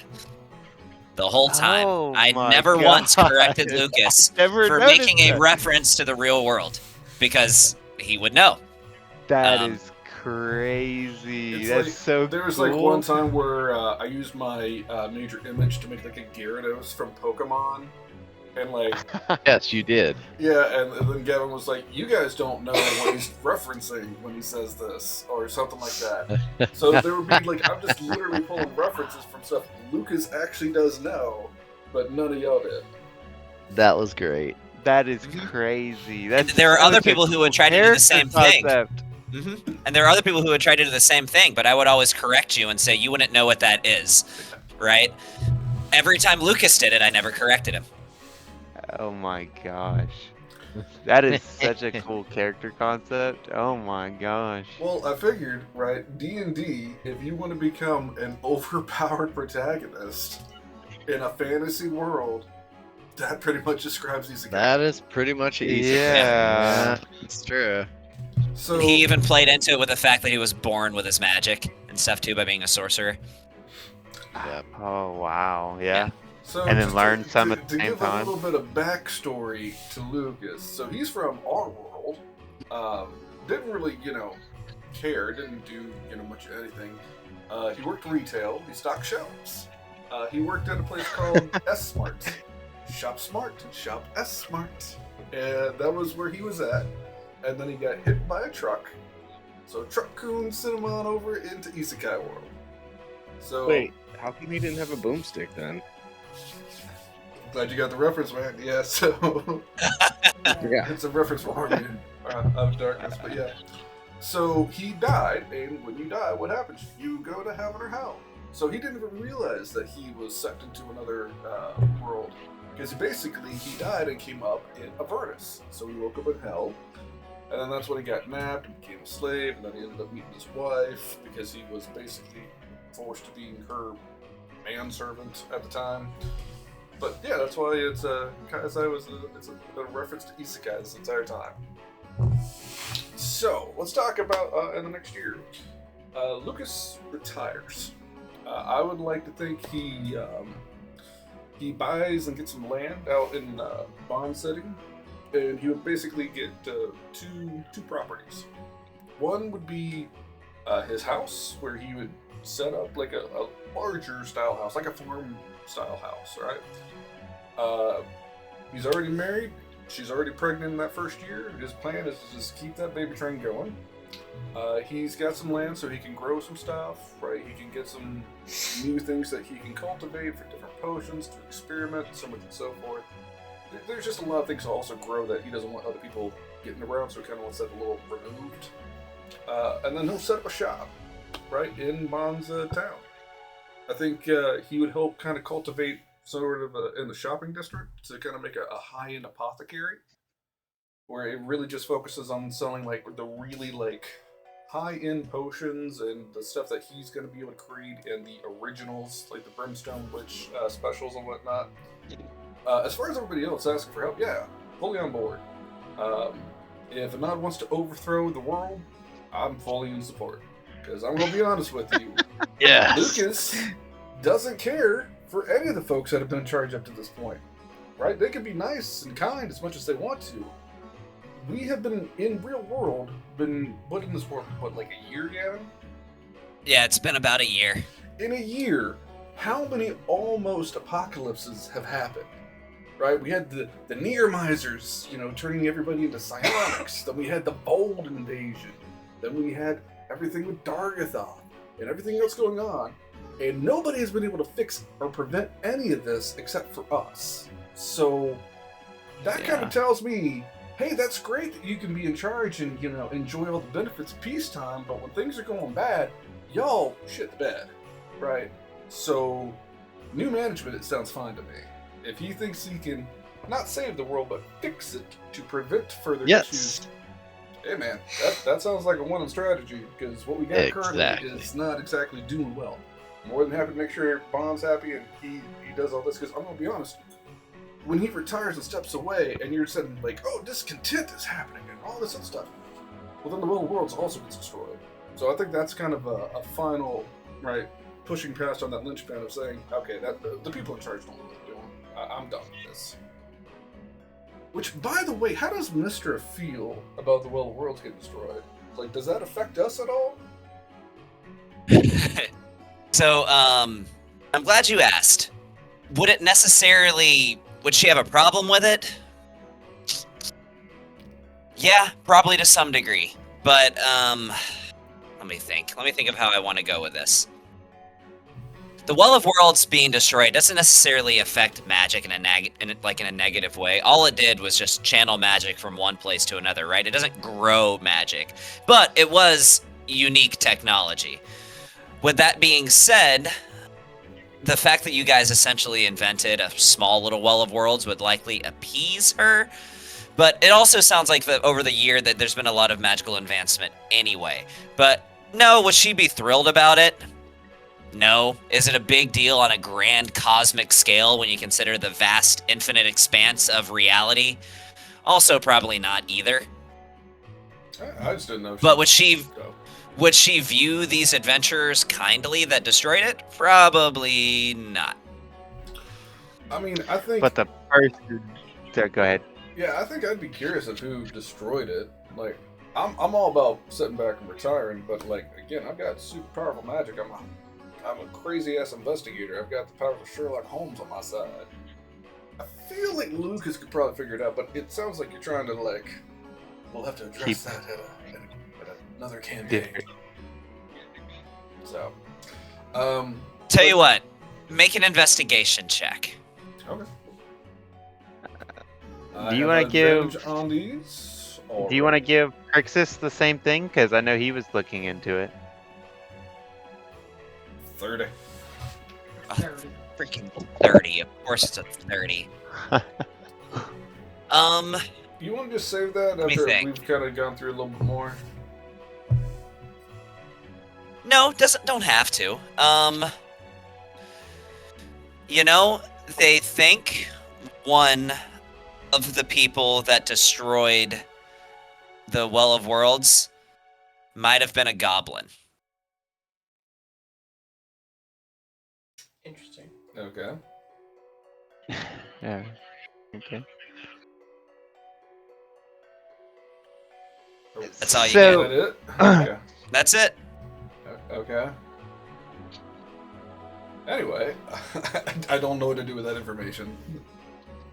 Nothing. It's not relevant. Nah, But yeah, so set up a shop in the magical part of Bond's town, and then I think I would also have like my wife and probably Mr. Pibbles. But we run it because Mr. Pibbles looks like me. I've turned him into a simulacrum, which I can never do again. So I'm going to leave him as he is because I can't ever cast Wish again, which is how I made him into that the first time. So it's a one and done. But I think he would just kind of stay with me, just talks and squeaks and meows, what looks like me. But yeah, I think. Oh, and the Coliseum thing that Bond set up, I'll probably get with them, and so like on one drunken escapade of a weekend, and be like, "Why don't we set up a wrestling match, right? Let's bring the Hey, underground yes, sir. to the Yes, sir. Coliseum." Yeah. As he says that, I'm pulling out blueprints already. I'm like slapping Getting them the down. mask ready. It's like, Getting I the thought that's mask. where you were going love when you it. said Coliseum. I was like, why not the wrestling? So, Yeah. No, I'm down for that too. I was thinking about that after I had already said the Coliseum thing. Yeah. Molly would kill in the Coliseum. Oh, Dude, for my sure. gosh. It's like she'd Alan- be Brunhilde. That'd be an Full-on interesting gladiator. fight. That'd be an interesting fight. Figure Basher and El Fuego against old Molly. My The mighty goodness. People would. old I mighty imagine beaver. Molly in there, like people who don't know any better. You know, it's like, oh, it's Molly. You know, literally fighting hand to hand like 3 bears, and it's like, oh yeah, that's gonna be a slaughter for Molly. Like Yeah. as she literally face grabs 2 bears and like picks them up with one hand and like hits them into the ground so hard it leaves a crater. No, Molly wouldn't do that. He'd knock them out. So exactly. They don't fall apart. Yeah, I imagine I would have some like tension maybe built up, and I would occasionally swing by. And Hell some yeah. morsel. Every time Molly does, just like money signs on Don's eyes. Yeah, we're gonna pull in a crowd, boys. All right, well that was good. Is that let me see. Let me make sure my notes reflect. Retires from adventuring, settles down in Motley Crest, 2 properties, a farm-style house, and some land for cultivating crops. Says a potion shop in Motley Crest in the shopping district. Marketed as a high-end apothecary. Do you have a name for your potion shop? For your apothecary? Yeah. Brimstones, Embers, Elixirs. Anand, I would like you to name your tower as well. That's in the city, if you don't mind. Yeah, Good we'll sir. call it Morning Glory. Okay. Also to No, I'm just increase. kidding. Okay. Go Well- ahead, say what you were saying. You're fine. Oh, well, to increase the power of this new well that we've made, I would be also trying to locate landlines to incorporate ley lines. Sorry, ley lines to incorporate into the well as much as possible. And how does so? I get it. You know, we have 3 other chosen of Mistra, but like you got a non-chosen of Mistra doing so much for Mistra.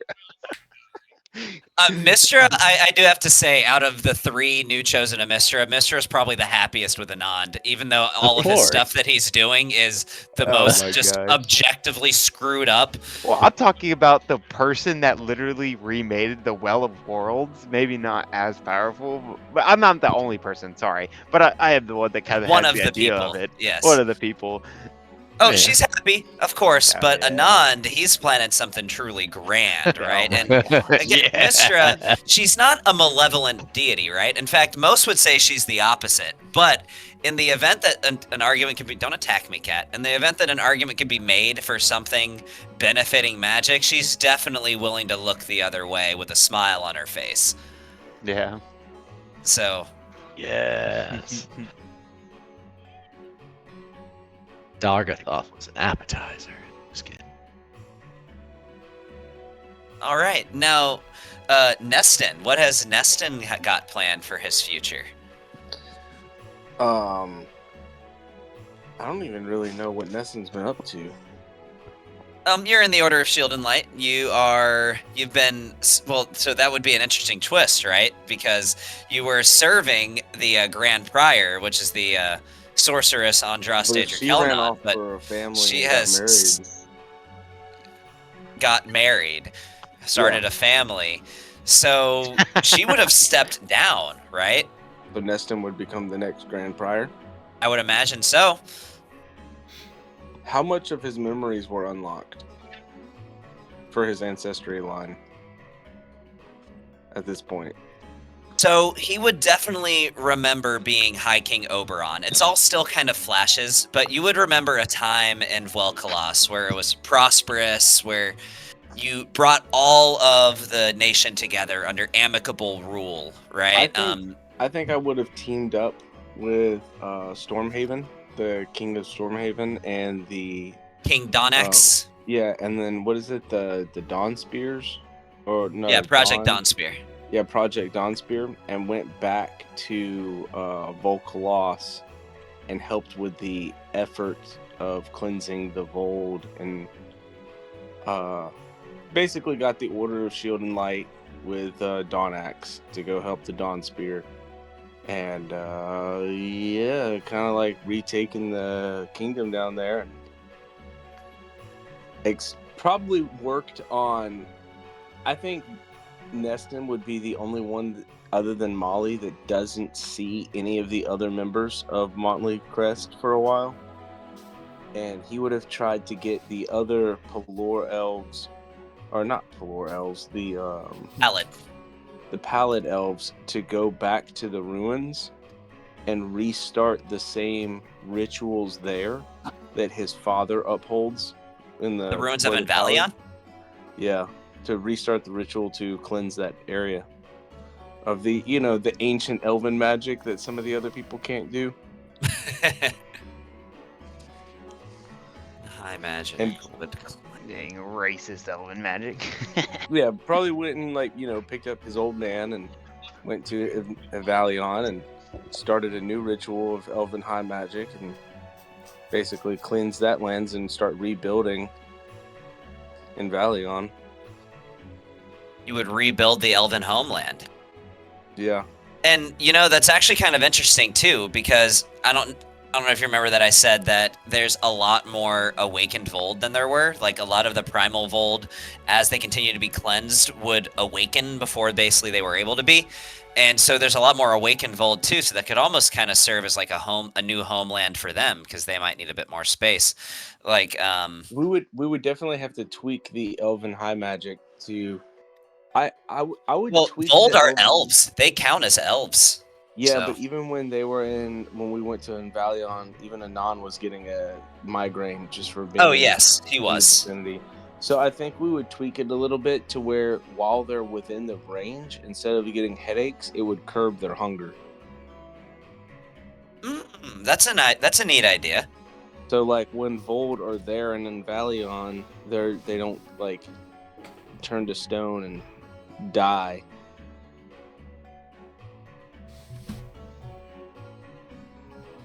I think that would honestly probably further their transformation into a non-primal Vold. if their hunger is getting cured. Like awakened Vold. Yeah. Yeah, well, But turning them. Well, I'm saying turning Primal Vold into Awakened Vold. And isn't Yeah. Their isn't hunger is Vel'Koaloth getting- in like some type of like political uproar? There's not really. Well, I mean, kind of, right? A lot of the different, I guess, properties like Ebonmast, as well as like some of the other humans and stuff. Yeah, they don't get along. Like the humans of Northreach and the humans of Ebonmast, they don't really get along. But the main thing is the name of that group, the Volanshir Alliance, basically refuses to join the High King of Wel'Kolas, right? Like they don't want to be a part of it. They want to remain their own independent power. And the High King, whose name is, which I have at the very beginning of this, King Rysar Wraithhelm, he has this grand vision of a united Wel'Kolas because he wants to join Wel'Kolas and the rest of the world in being a united and like an actual united nation. That really they're an outlier, right? Because Falthanzi is all one power and Alarath is all one power. Wel'Kolas is the only one that's divided, and he wants to basically join the rest of the world in being a united power. But the Volanshir Alliance wants nothing to do with it. I don't think I would really like. I would want to rebuild in Valion, and in my absence, I would have Duncan as the proxy, as the Grand Prior proxy, and then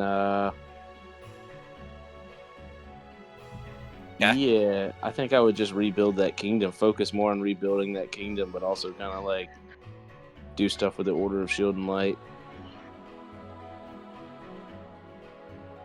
Are you gonna And I like it. aid Anand in setting the world straight? Negative. Why not? I thought you Why were on would- the side of the good guys. Yeah, he is. No, clearly he's not if he's not helping Anand. Well, I mean, are you going to tell him that you have his old mentor and the previous Grand Prior locked up in a basement? He told me once upon a time when I started that regardless, what I needed to do was the right thing, no matter what it cost or took.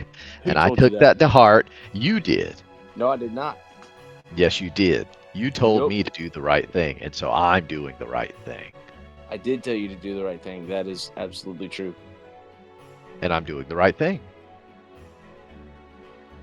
Yeah. So, with giving your best explanation about why what you're doing is the right thing, convince me, right? Like, you're make a case that like any politician would love for how what you're doing is beneficial to society. That any politician would love.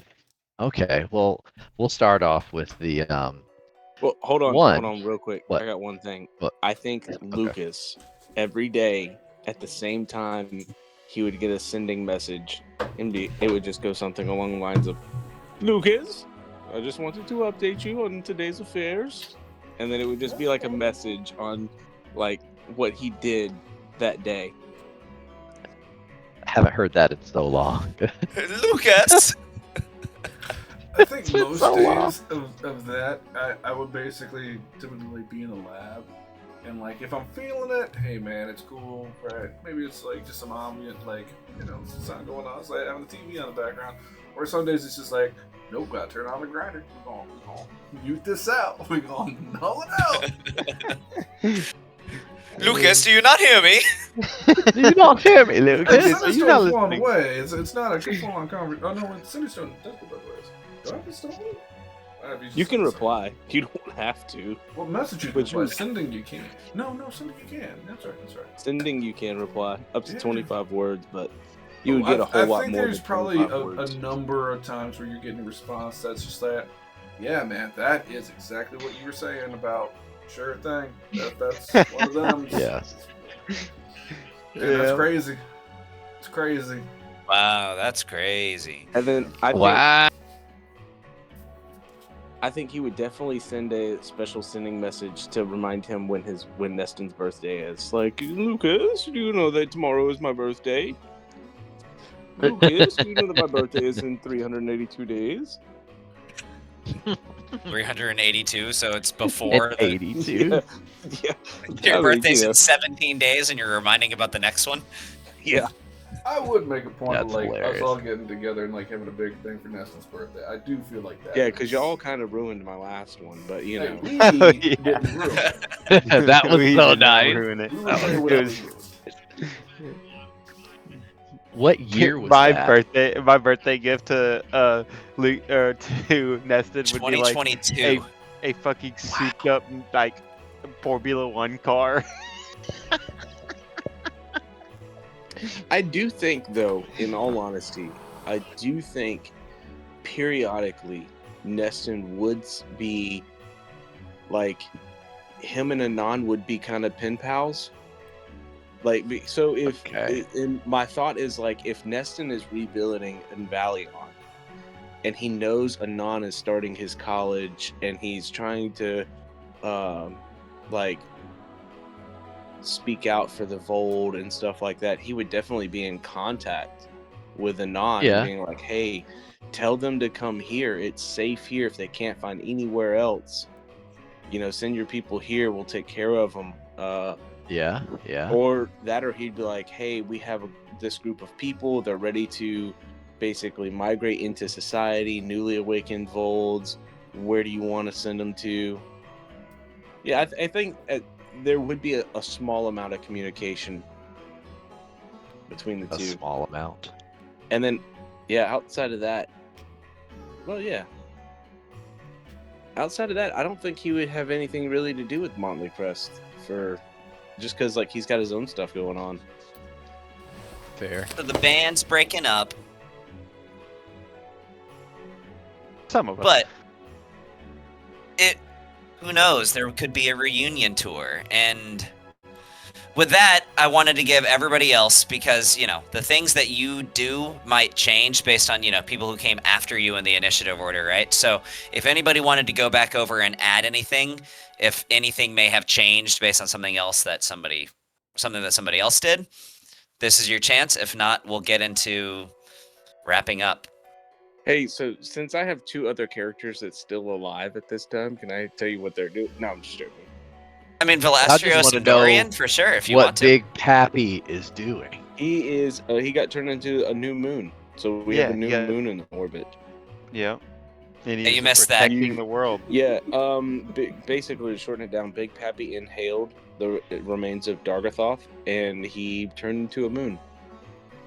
And then Wow. ate a planet-busting meteor that was on the way to the world because he turned into this moon at just the right time. So Yeah. Instead of blocking meteors, he eats them. I love it. Yeah. So now we have an annual holiday called Hey, Gavin. Poppy's Day. yeah. Oh, I'm gonna go over it. Do you want to read the write off then?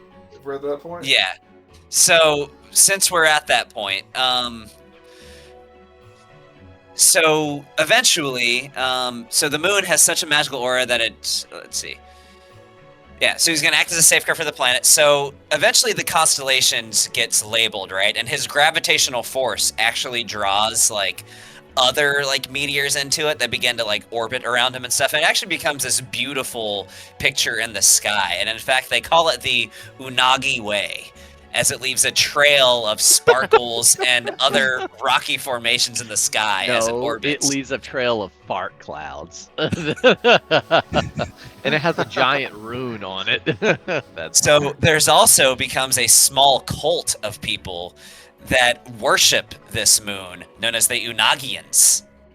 Does the that's wild. dust and many asteroids that's revolving around this moon make it look like a sweet roll from time to time?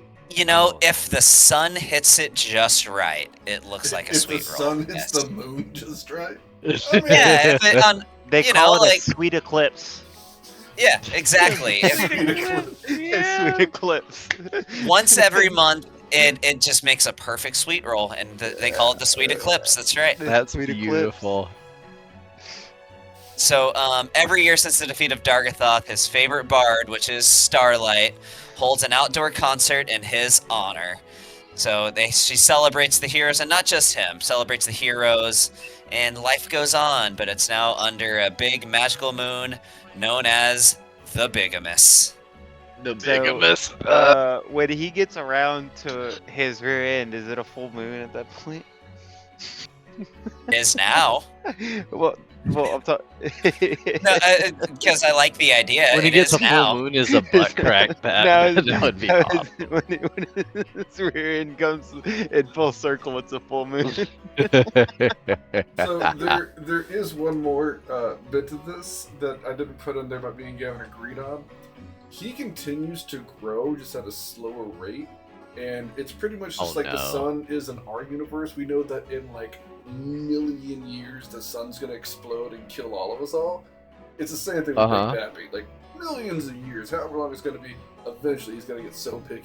When's he gonna explodes and takes out overtake the universe. Earth's orbit?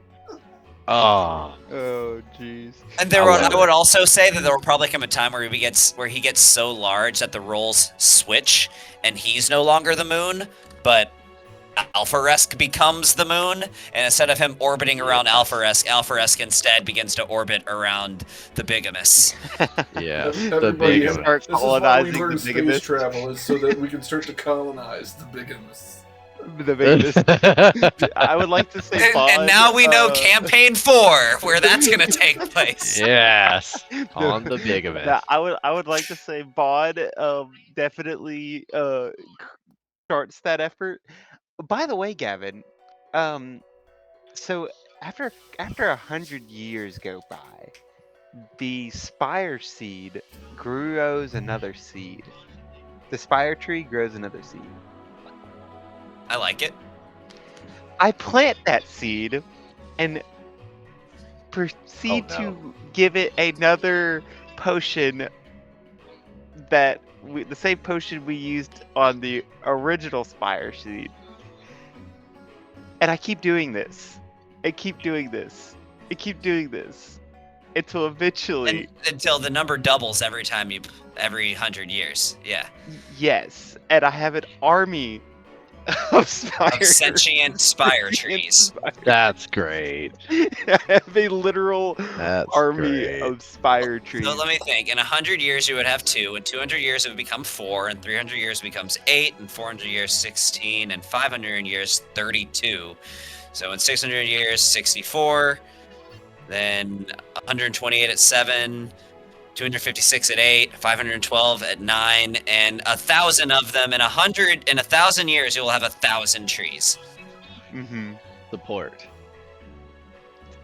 To potentially rival Anon's army. They'll Maybe. come to work for him. Yeah. No, yeah, you should. Yeah. Eventually, they become their own race. Yes. Firelings. Spiraling. Something Yeah, like I don't know that. why That's you crazy. keep waiting on him to make more seeds. Like, once he's got 2, can't they, like, just, make more on their own? What if Molly's around and she intimidates them? Yeah. These trees are fucking way bigger than what Molly could probably. I get Molly strong, but you gotta realize how big these trees are. So, there is one character that I would like to address on something. Okay. After the fight off, I like to imagine Milo sitting on the edge of a floating castle, I forgot about him. looking into like a pond of water, watching the fight happen and finish as he looks over at this platinum dragon and he says, "You see, I told you they were good." I like that. That's I like that beautiful. too. That's I so completely great. forgot about Milo, but I like that. That is so great. I told Gavin if I ever pop up for any one shots in the 3rd campaign, I'm definitely gonna bring back Milo. Oh, you 100% can. That or Derek. Hey, Gavin, now let's break it down. What happened to the other 5 characters that were played by one person in this campaign? Oh yeah, nah. What do you mean? Brandon's characters. Oh, Oh, dude. Yeah, no, some of them were erased from existence, right? So there's these creatures in campaign 3 actually called the Aspharaba, right? And the Aspharaba have an ability where if you're reduced to 0 HP, not only does it kill you, but it erases you from history. That happened to some of those characters. I thought Oh, that nice. we had a wish made that prevented any names like that going forward. That's in another world. I'm sure that Gavin's not gonna allow. He likes his obscured names. Gavin likes his name. I I'm like sure my he's not- names. And I didn't I'm name the sure- Aspharaba anyway. That comes from a creature, or that's a creature that comes from a YouTuber called Dungeon Dad, but I just thought they were really cool. The Dungeon Daddy. I Mm, would call myself that. yeah. So- I have my Legion You know, Aspire trees. technically, by the way that your storyline is going, that's exactly who you are. Ooh. I mean, yeah, true. I'm gonna, for most of campaign 3, it's not gonna be a cat that's now biting my arm in my lap, but a human. Ow! Stop. You're gonna get bitten by a human? Yep. So, Mm, He's potentially. here for it. Gavin, Stop it. I got a question, but I don't know if you have anything else planned on this. But, I like, do have one thing that I'm gonna end with, but I want everything else to come before that. So go ahead. no, I'm just curious if there's gonna be like, yeah, we kind of talked about our characters and whatnot, but like, I'm gonna be honest. Campaign 1, you did it, but this one, oh my goodness, there were so many random plot threads that went places that were never finished. No. So I'm just kind of curious, is there a way where, like, once we've kind of done our thing, you just give me not a in-depth story, right? Because there's too many, but just a quick synopsis of what this storyline was if we'd have fleshed it out further in this one, and what happened to, I will answer any individual questions that you guys have about any. I want to hit that at loose some ends. point. So if you Oh, have something go else ahead. planned, then no, if you have something else planned, whatever. It would probably be better for to go through that first.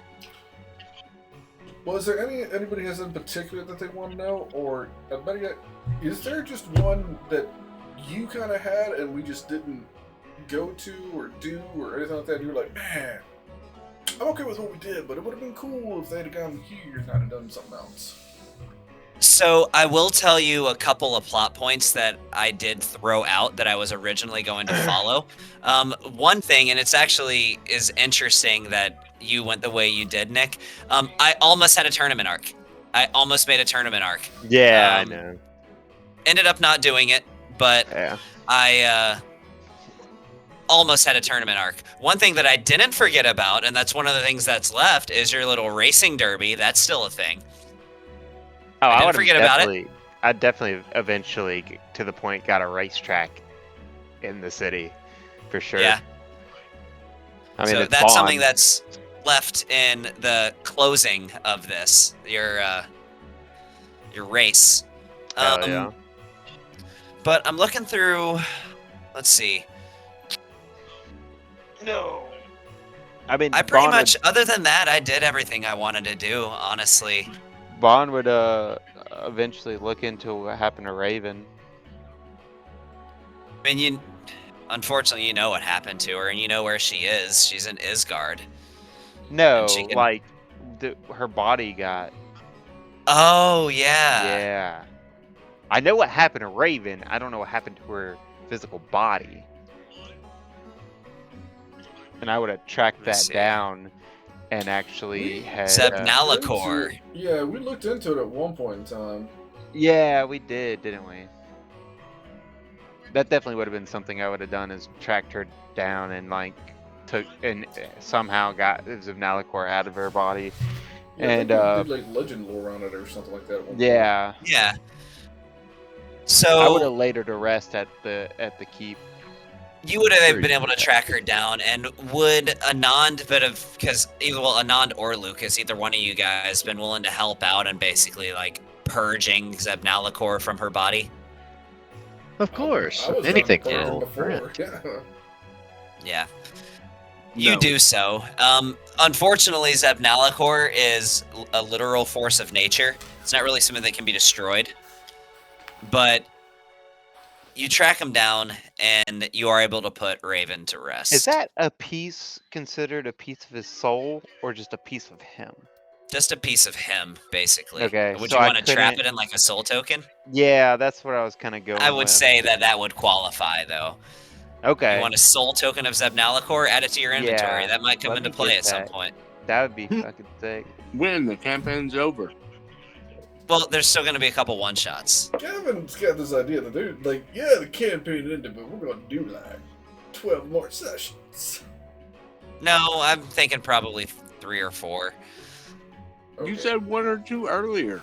Well, I said 1 or 2 one-shots, but then they might go into 2 sessions. He's having trouble letting go. Yeah. You are right. I don't want it to end. This has been a long time. Hey, come on. I got a lot more plot threads I want. Yeah, go ahead. Well, okay, so we get her. Let's see here. Let me. I gotta go through a couple notes here. I was looking through this earlier, so hold on. How do you spell Zebnalicor?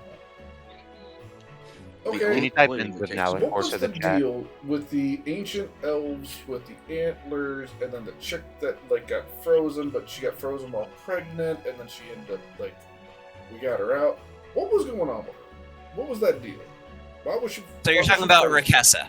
Rakessa Whisperwind. I do not remember the names. I'm gonna just describe the people. Yeah, no, I gotcha. That was meant to be a... Is this not coming up?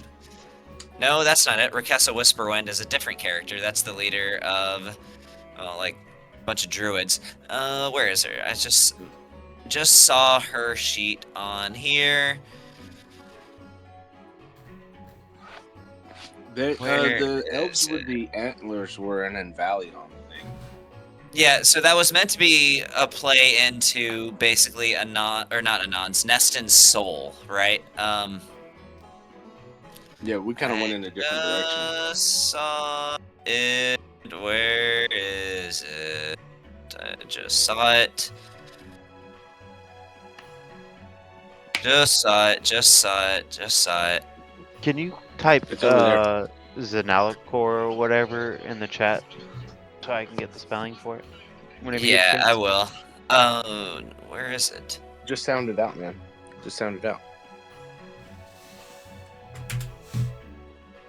I don't think that'll work. I'll find it in a second. I literally just saw it. I don't know why I can't find it. Zebnalicor. Well, we can. It I is in- got other questions. There it is, Heretia Kaimor. That's her. Yeah, so that was just meant to be a play into where Neston came from. The fact that he's the soul of the High King, the reincarnation of King Oberon. The ancient elves were just meant to be a precursor race of elves that existed in between the Eladrin and the High Elves, sort of a missing link between Eladrin and High Elves. Yeah, and honestly, there might be some stuff that's going to play into that in campaign 3 as well that I'm working on, but yeah, that's all that was meant to be. So it brought her back. She was just from this extinct race of elves, and that's really all there was to it. I just wanted to bring back, I like my ancient races, right? Why The was she peoples that no pregnant? longer... So the implication there that I didn't want to get into explicit detail about is, all in all, elves as a whole have a much more cavalier attitude when it comes to intimacy and just as a whole. It's probably just some guy. Just so happened to be so pregnant whenever she ended up getting shoved into the middle of the earth, basically. What happened with her is that at the event that created the original Vold, her mentor saved her by imprisoning her with the imprisonment spell. Or else she would have just met the same fate as the rest of them. What was the deal with the vampire clan that was like doing bidding for Levistus? Yeah, so I'll be honest, I intended to play more into that one, right? So the Vampire Clan that had played into the Levistus, there was that one chick that actually you guys ran into in Levistus, and her name was... I'll find it in a second. Yeah, I think she ran off. We didn't even kill her. Yeah, she ran off, and I meant to bring her back. Honestly, it just never felt like the right time. That was Lady Vancel Marcelon. That was her name. Yeah, that was her name. Lady Vancel Marcelon. It was just never the right time. I kind of just put it in my back pocket that I was going to do more with her if the mood struck. And there just always ended up being something else I wanted to do more.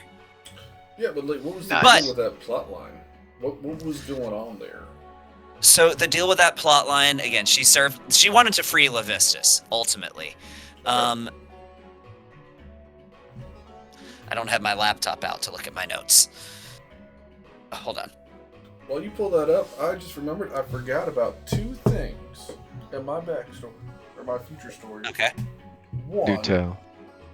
I got a mother-in-law suite, so Miss Lily can come and visit all the grandbabies, because she's gonna have 5 grandbabies. We'll have 5 kids. Bye. 5.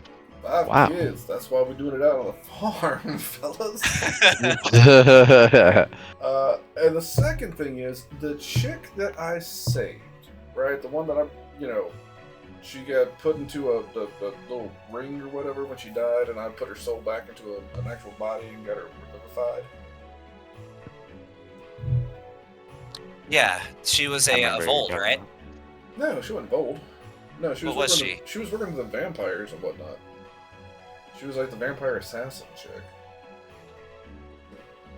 She wasn't No, the she was vampire. She a- worked with the vampires, but she was the assassin chick. Wasn't she like the Psylocke or character? Oh, not Psylocke, but like Psy Warrior person, or a Psy Warrior or something like that. Yeah, I think so. Like a psionic rogue type of thing. Yeah, she was a psionic girl. Either way, She used to be a wizard. No, she used to be I'm sorry, a witch. No, that- you think of somebody else. No, she wasn't a witch. No, yeah, she was a witch. Because Was she? remember, she got put on trial after you That's a brought her different back. person. That's a different person. Oh, You're that's talking about right. the chick that put the slug on me. That I didn't Plug know on about. me. Yeah, that's Yeah, right. no, this is That's somebody else right. because she's still alive. This one That's died. right. Went into the a ring Ring. of shielding or whatever it is that like sucks your soul in. Ring of mind shielding, yeah. Ring of mind shielding. Yeah. And then I revivified her. Either way, she's gonna be my security detail at the shop. I'm trying to remember her name. Yeah, whatever. That was That's years forever ago. Oh my gosh.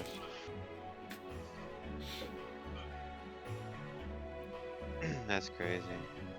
Well, she's good at like being invisible and stuff, so I figure she could be some good security for the shop because it is a high-end ocean shop, so I need some protection. Okay.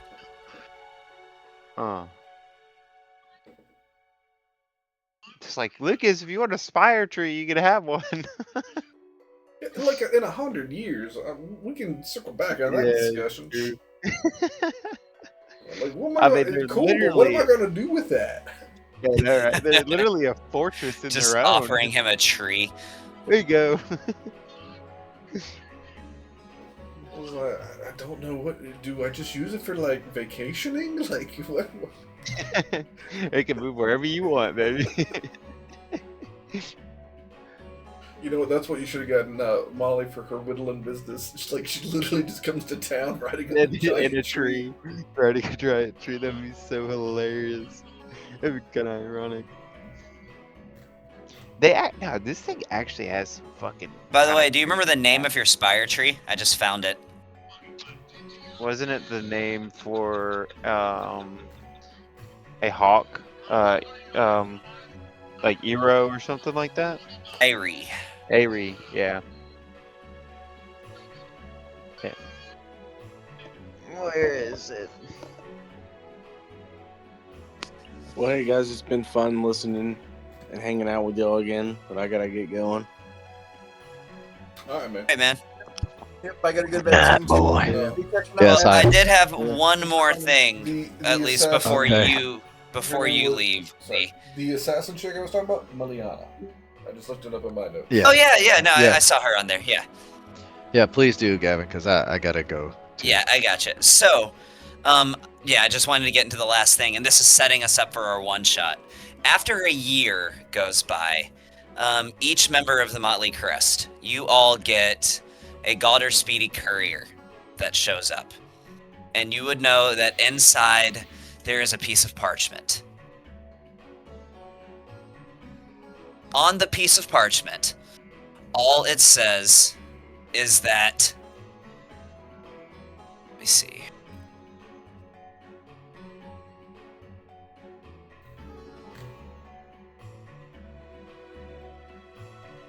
The last diamond will shatter. She has been found. Meet Motley Crest. In 3 days, all will be revealed then. And it has a little signature underneath. And it just says, with a little dash, DS.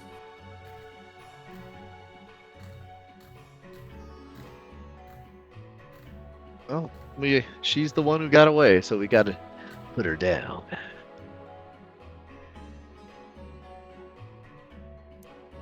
So, 3 days go by, and I assume you guys all meet back up, getting the gang back together. And for some of you, this is your first time seeing each other in a while. But upon doing so, you see a large shadow that begins to sort of block out the little bit of sunlight. It's about dusk at this point.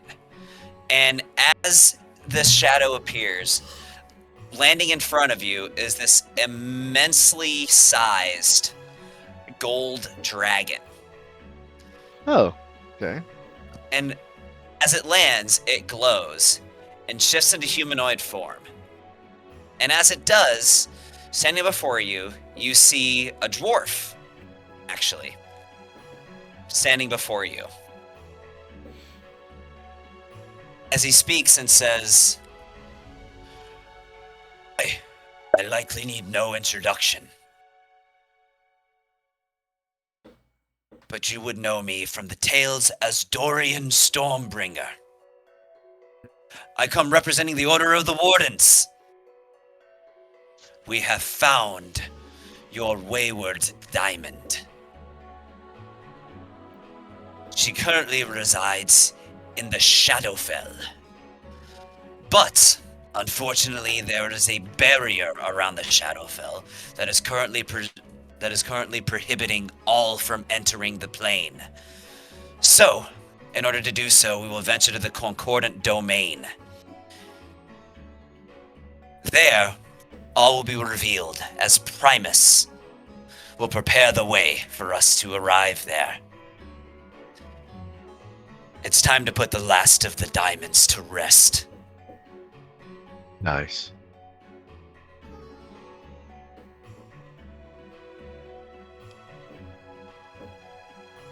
Does anybody have any response? Well, I didn't know you were opening it up for like that. Oh, I am now. Oh. Like, no offense, but it's just one.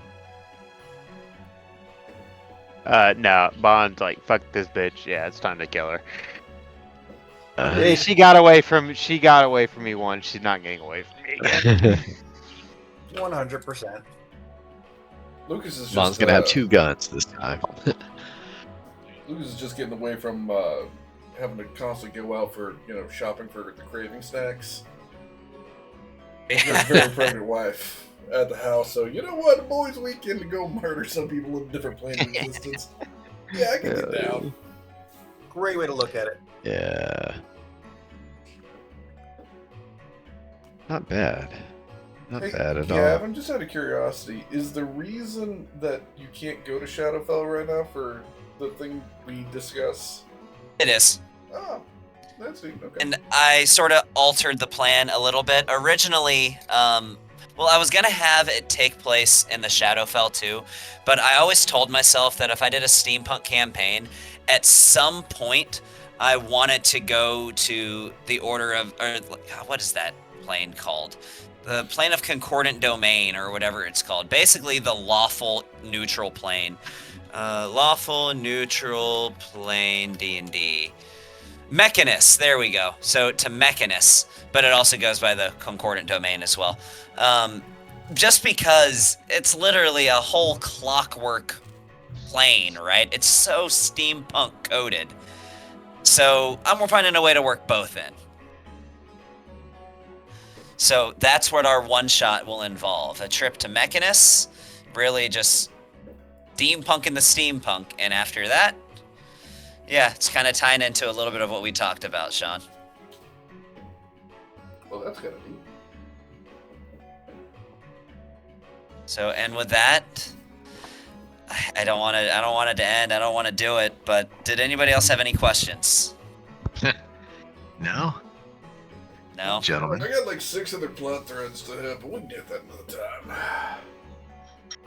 It has Well, been you know a what? pleasure. You're gonna need breaks to catch up on the new campaign, and that'll be when you can do the one shots and keep us busy fighting a big boss for a whole session, because you're not prepared for the session to come. Perfect timing. Don't cry, Yeah. Gavin. I think his I know. idea was to do it after the first arc of the Yeah, it's campaign going to be three. a break between the first arc, basically. When is we what it's gonna started be. this, Nick was a child, Ah. and now he's an adult. When was our first game for this? Can somebody look that up? Oh, dude.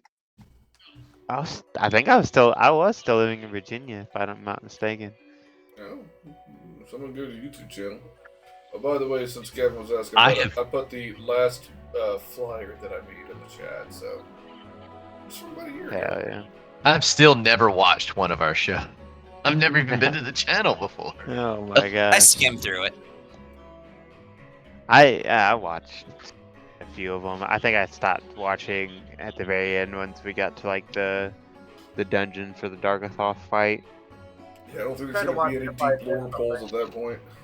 Yeah.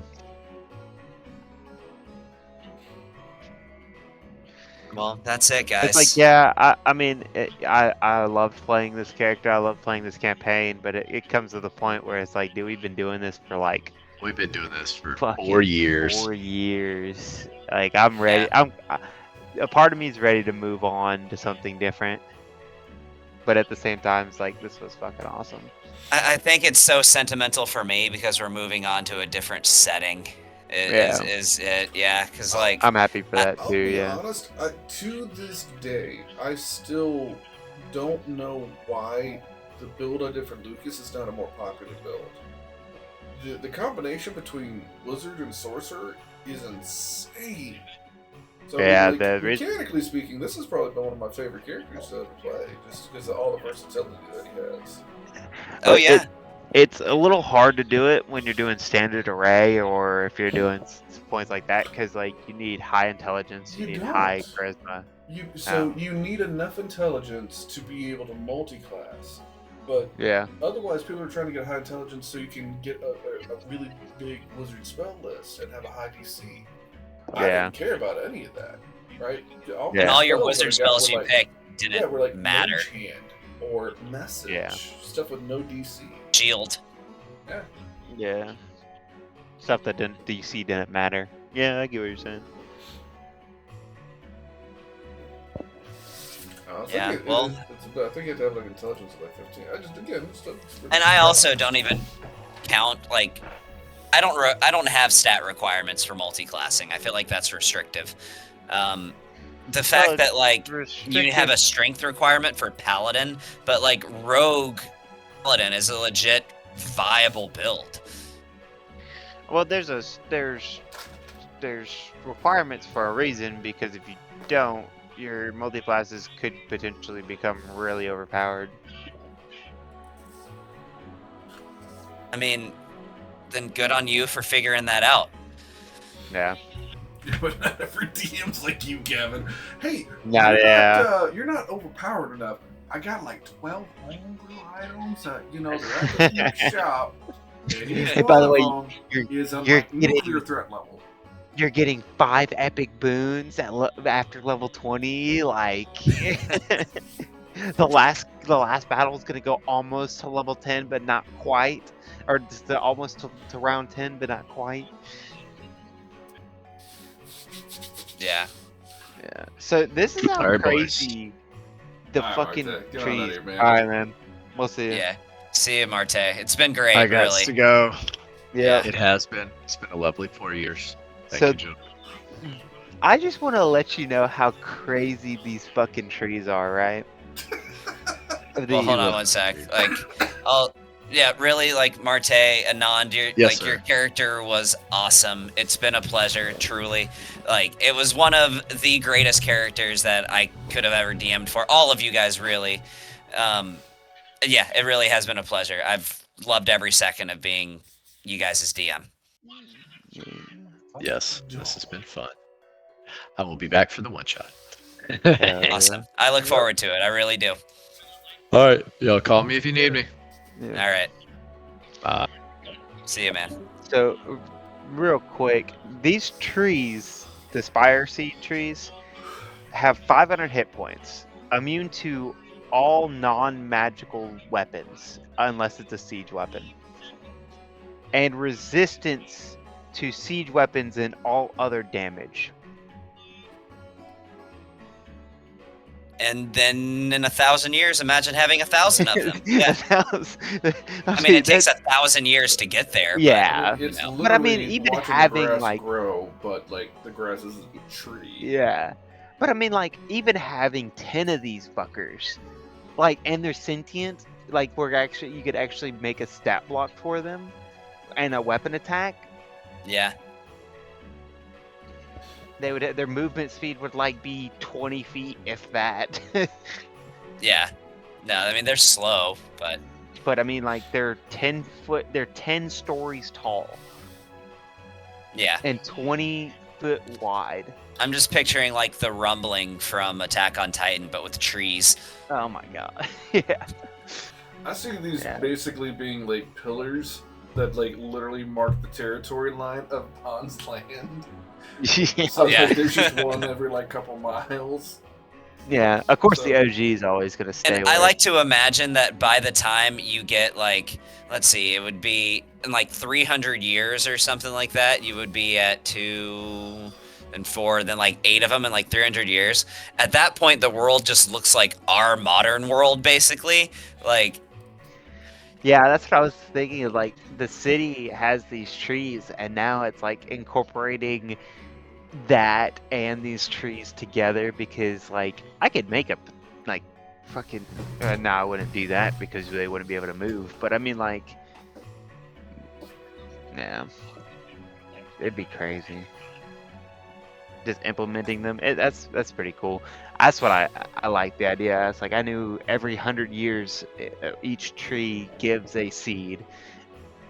So, and it doesn't really give a lifespan on the fucking trees. I don't think the trees just die. So No, I'll drop the fucking thing in the chat. No, it's pretty cool. But if anybody else had anything else they could say, I just had think so. questions about like plot threads, but yeah, no, go ahead. Honestly, I couldn't find anything about that. Ultimately, her goal was to free Levistus. That was the goal. That's on mute. Yeah, then I came up above them. What's up, man?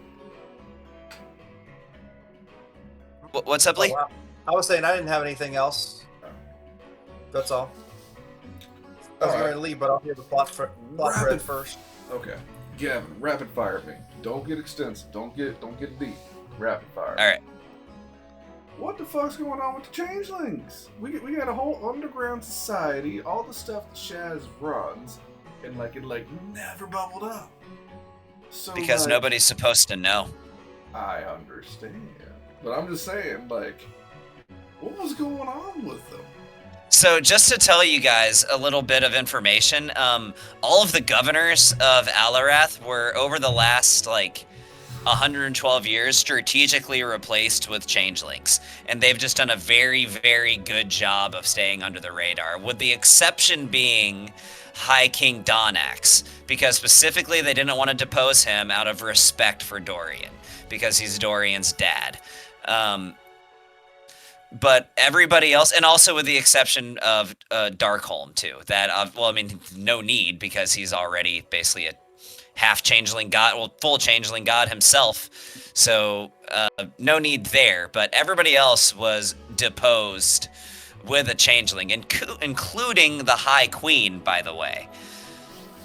So they pretty much controlled all of Alarath for this entire campaign. But it's not like they had evil intentions, right? They wanted to just make sure everything was run better, basically. And it was. But yeah, that was a subplot going on the entire time.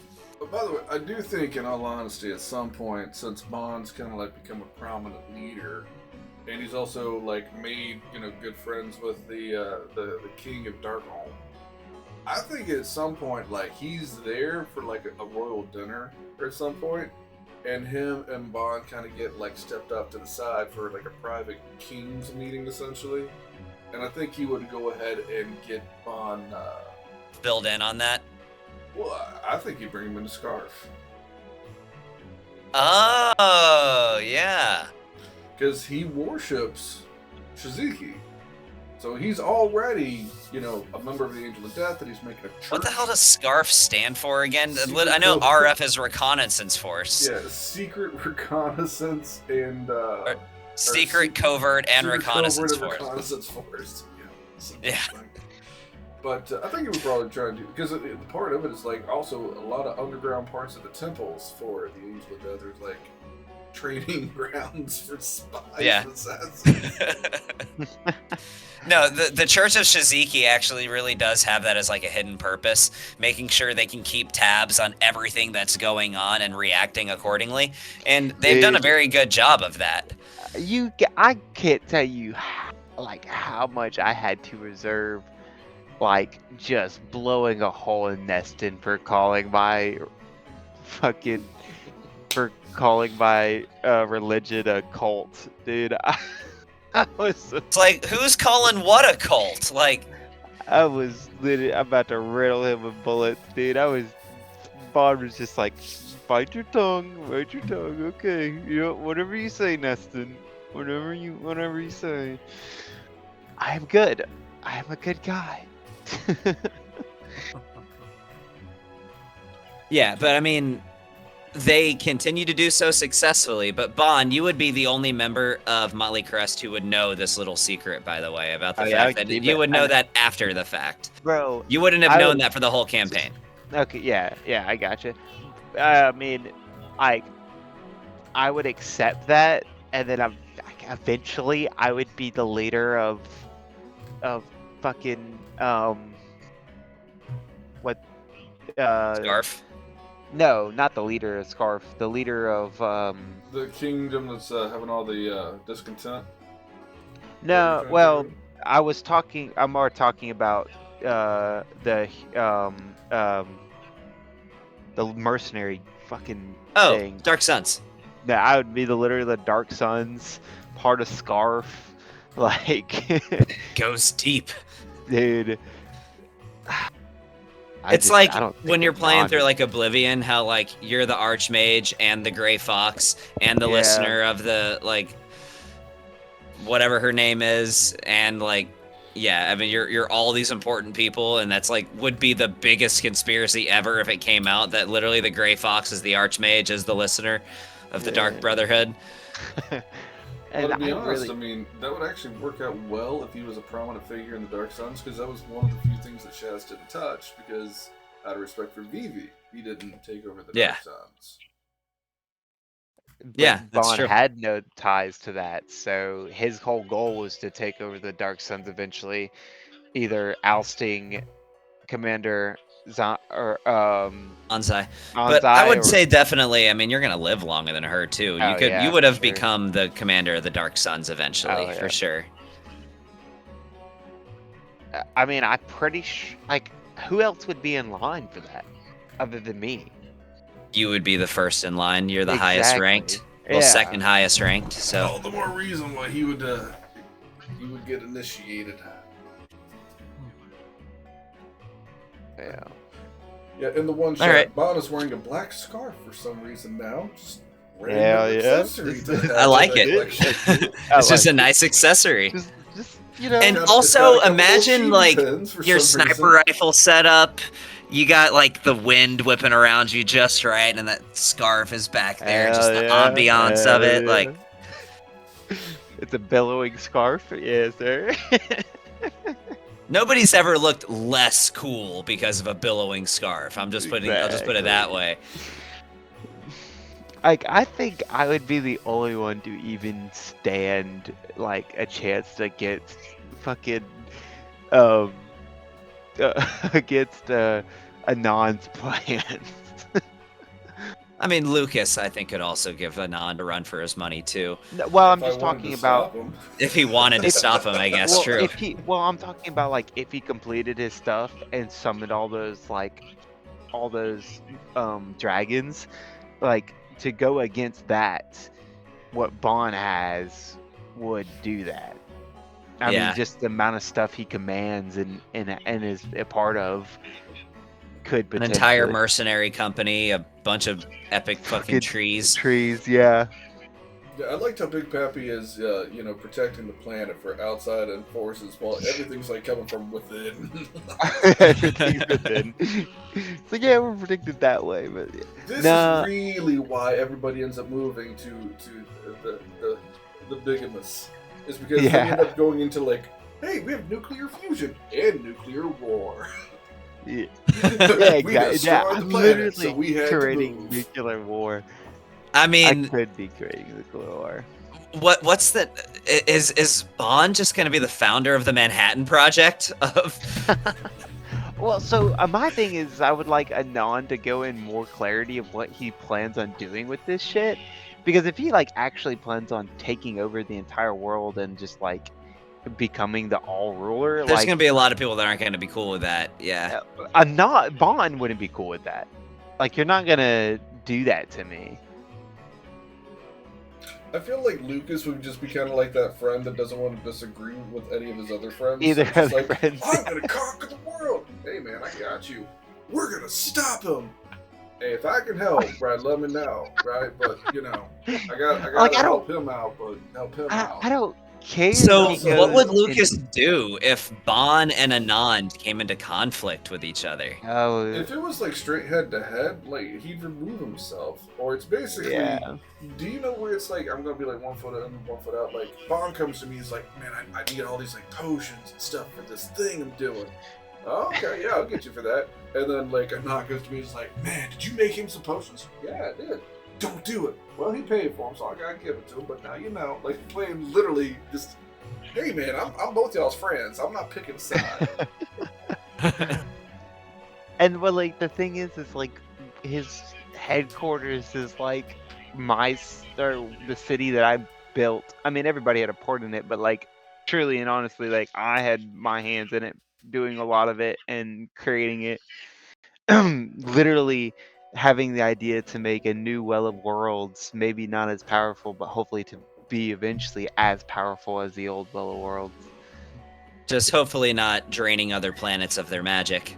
No, just like you said, using the The magic sum is the greater world than its already parts. has. Yeah, using To the make something where the sum is greater than its parts. yeah. All right, gents. Unless there's anything else. Nope. I gotta No, get I going. guess Gotta I get can back, only guys. stall for so long. It's been a great game. For the two of you that are continuing on to the next game, I really look forward to it. Sean, yeah. it's been fantastic. I'll be around, kind of. And feel free to stop in as a little Easter egg appearances in Campaign 3. I'm just Well, gonna come in I already- and blast "Welcome to the Cum Zone" and then just dip. That's all I'm gonna do. I did. We are gonna put his character that he was going to play as a character in my background. So I like it. So, well, Session 0 is this Friday for yes, everyone sir. that's in the next game. So looking I forward will to it. be working on my backstory, and I will send it to Yeah, you. and I'll have some more information for you guys. I Yeah. probably won't have the full guide finished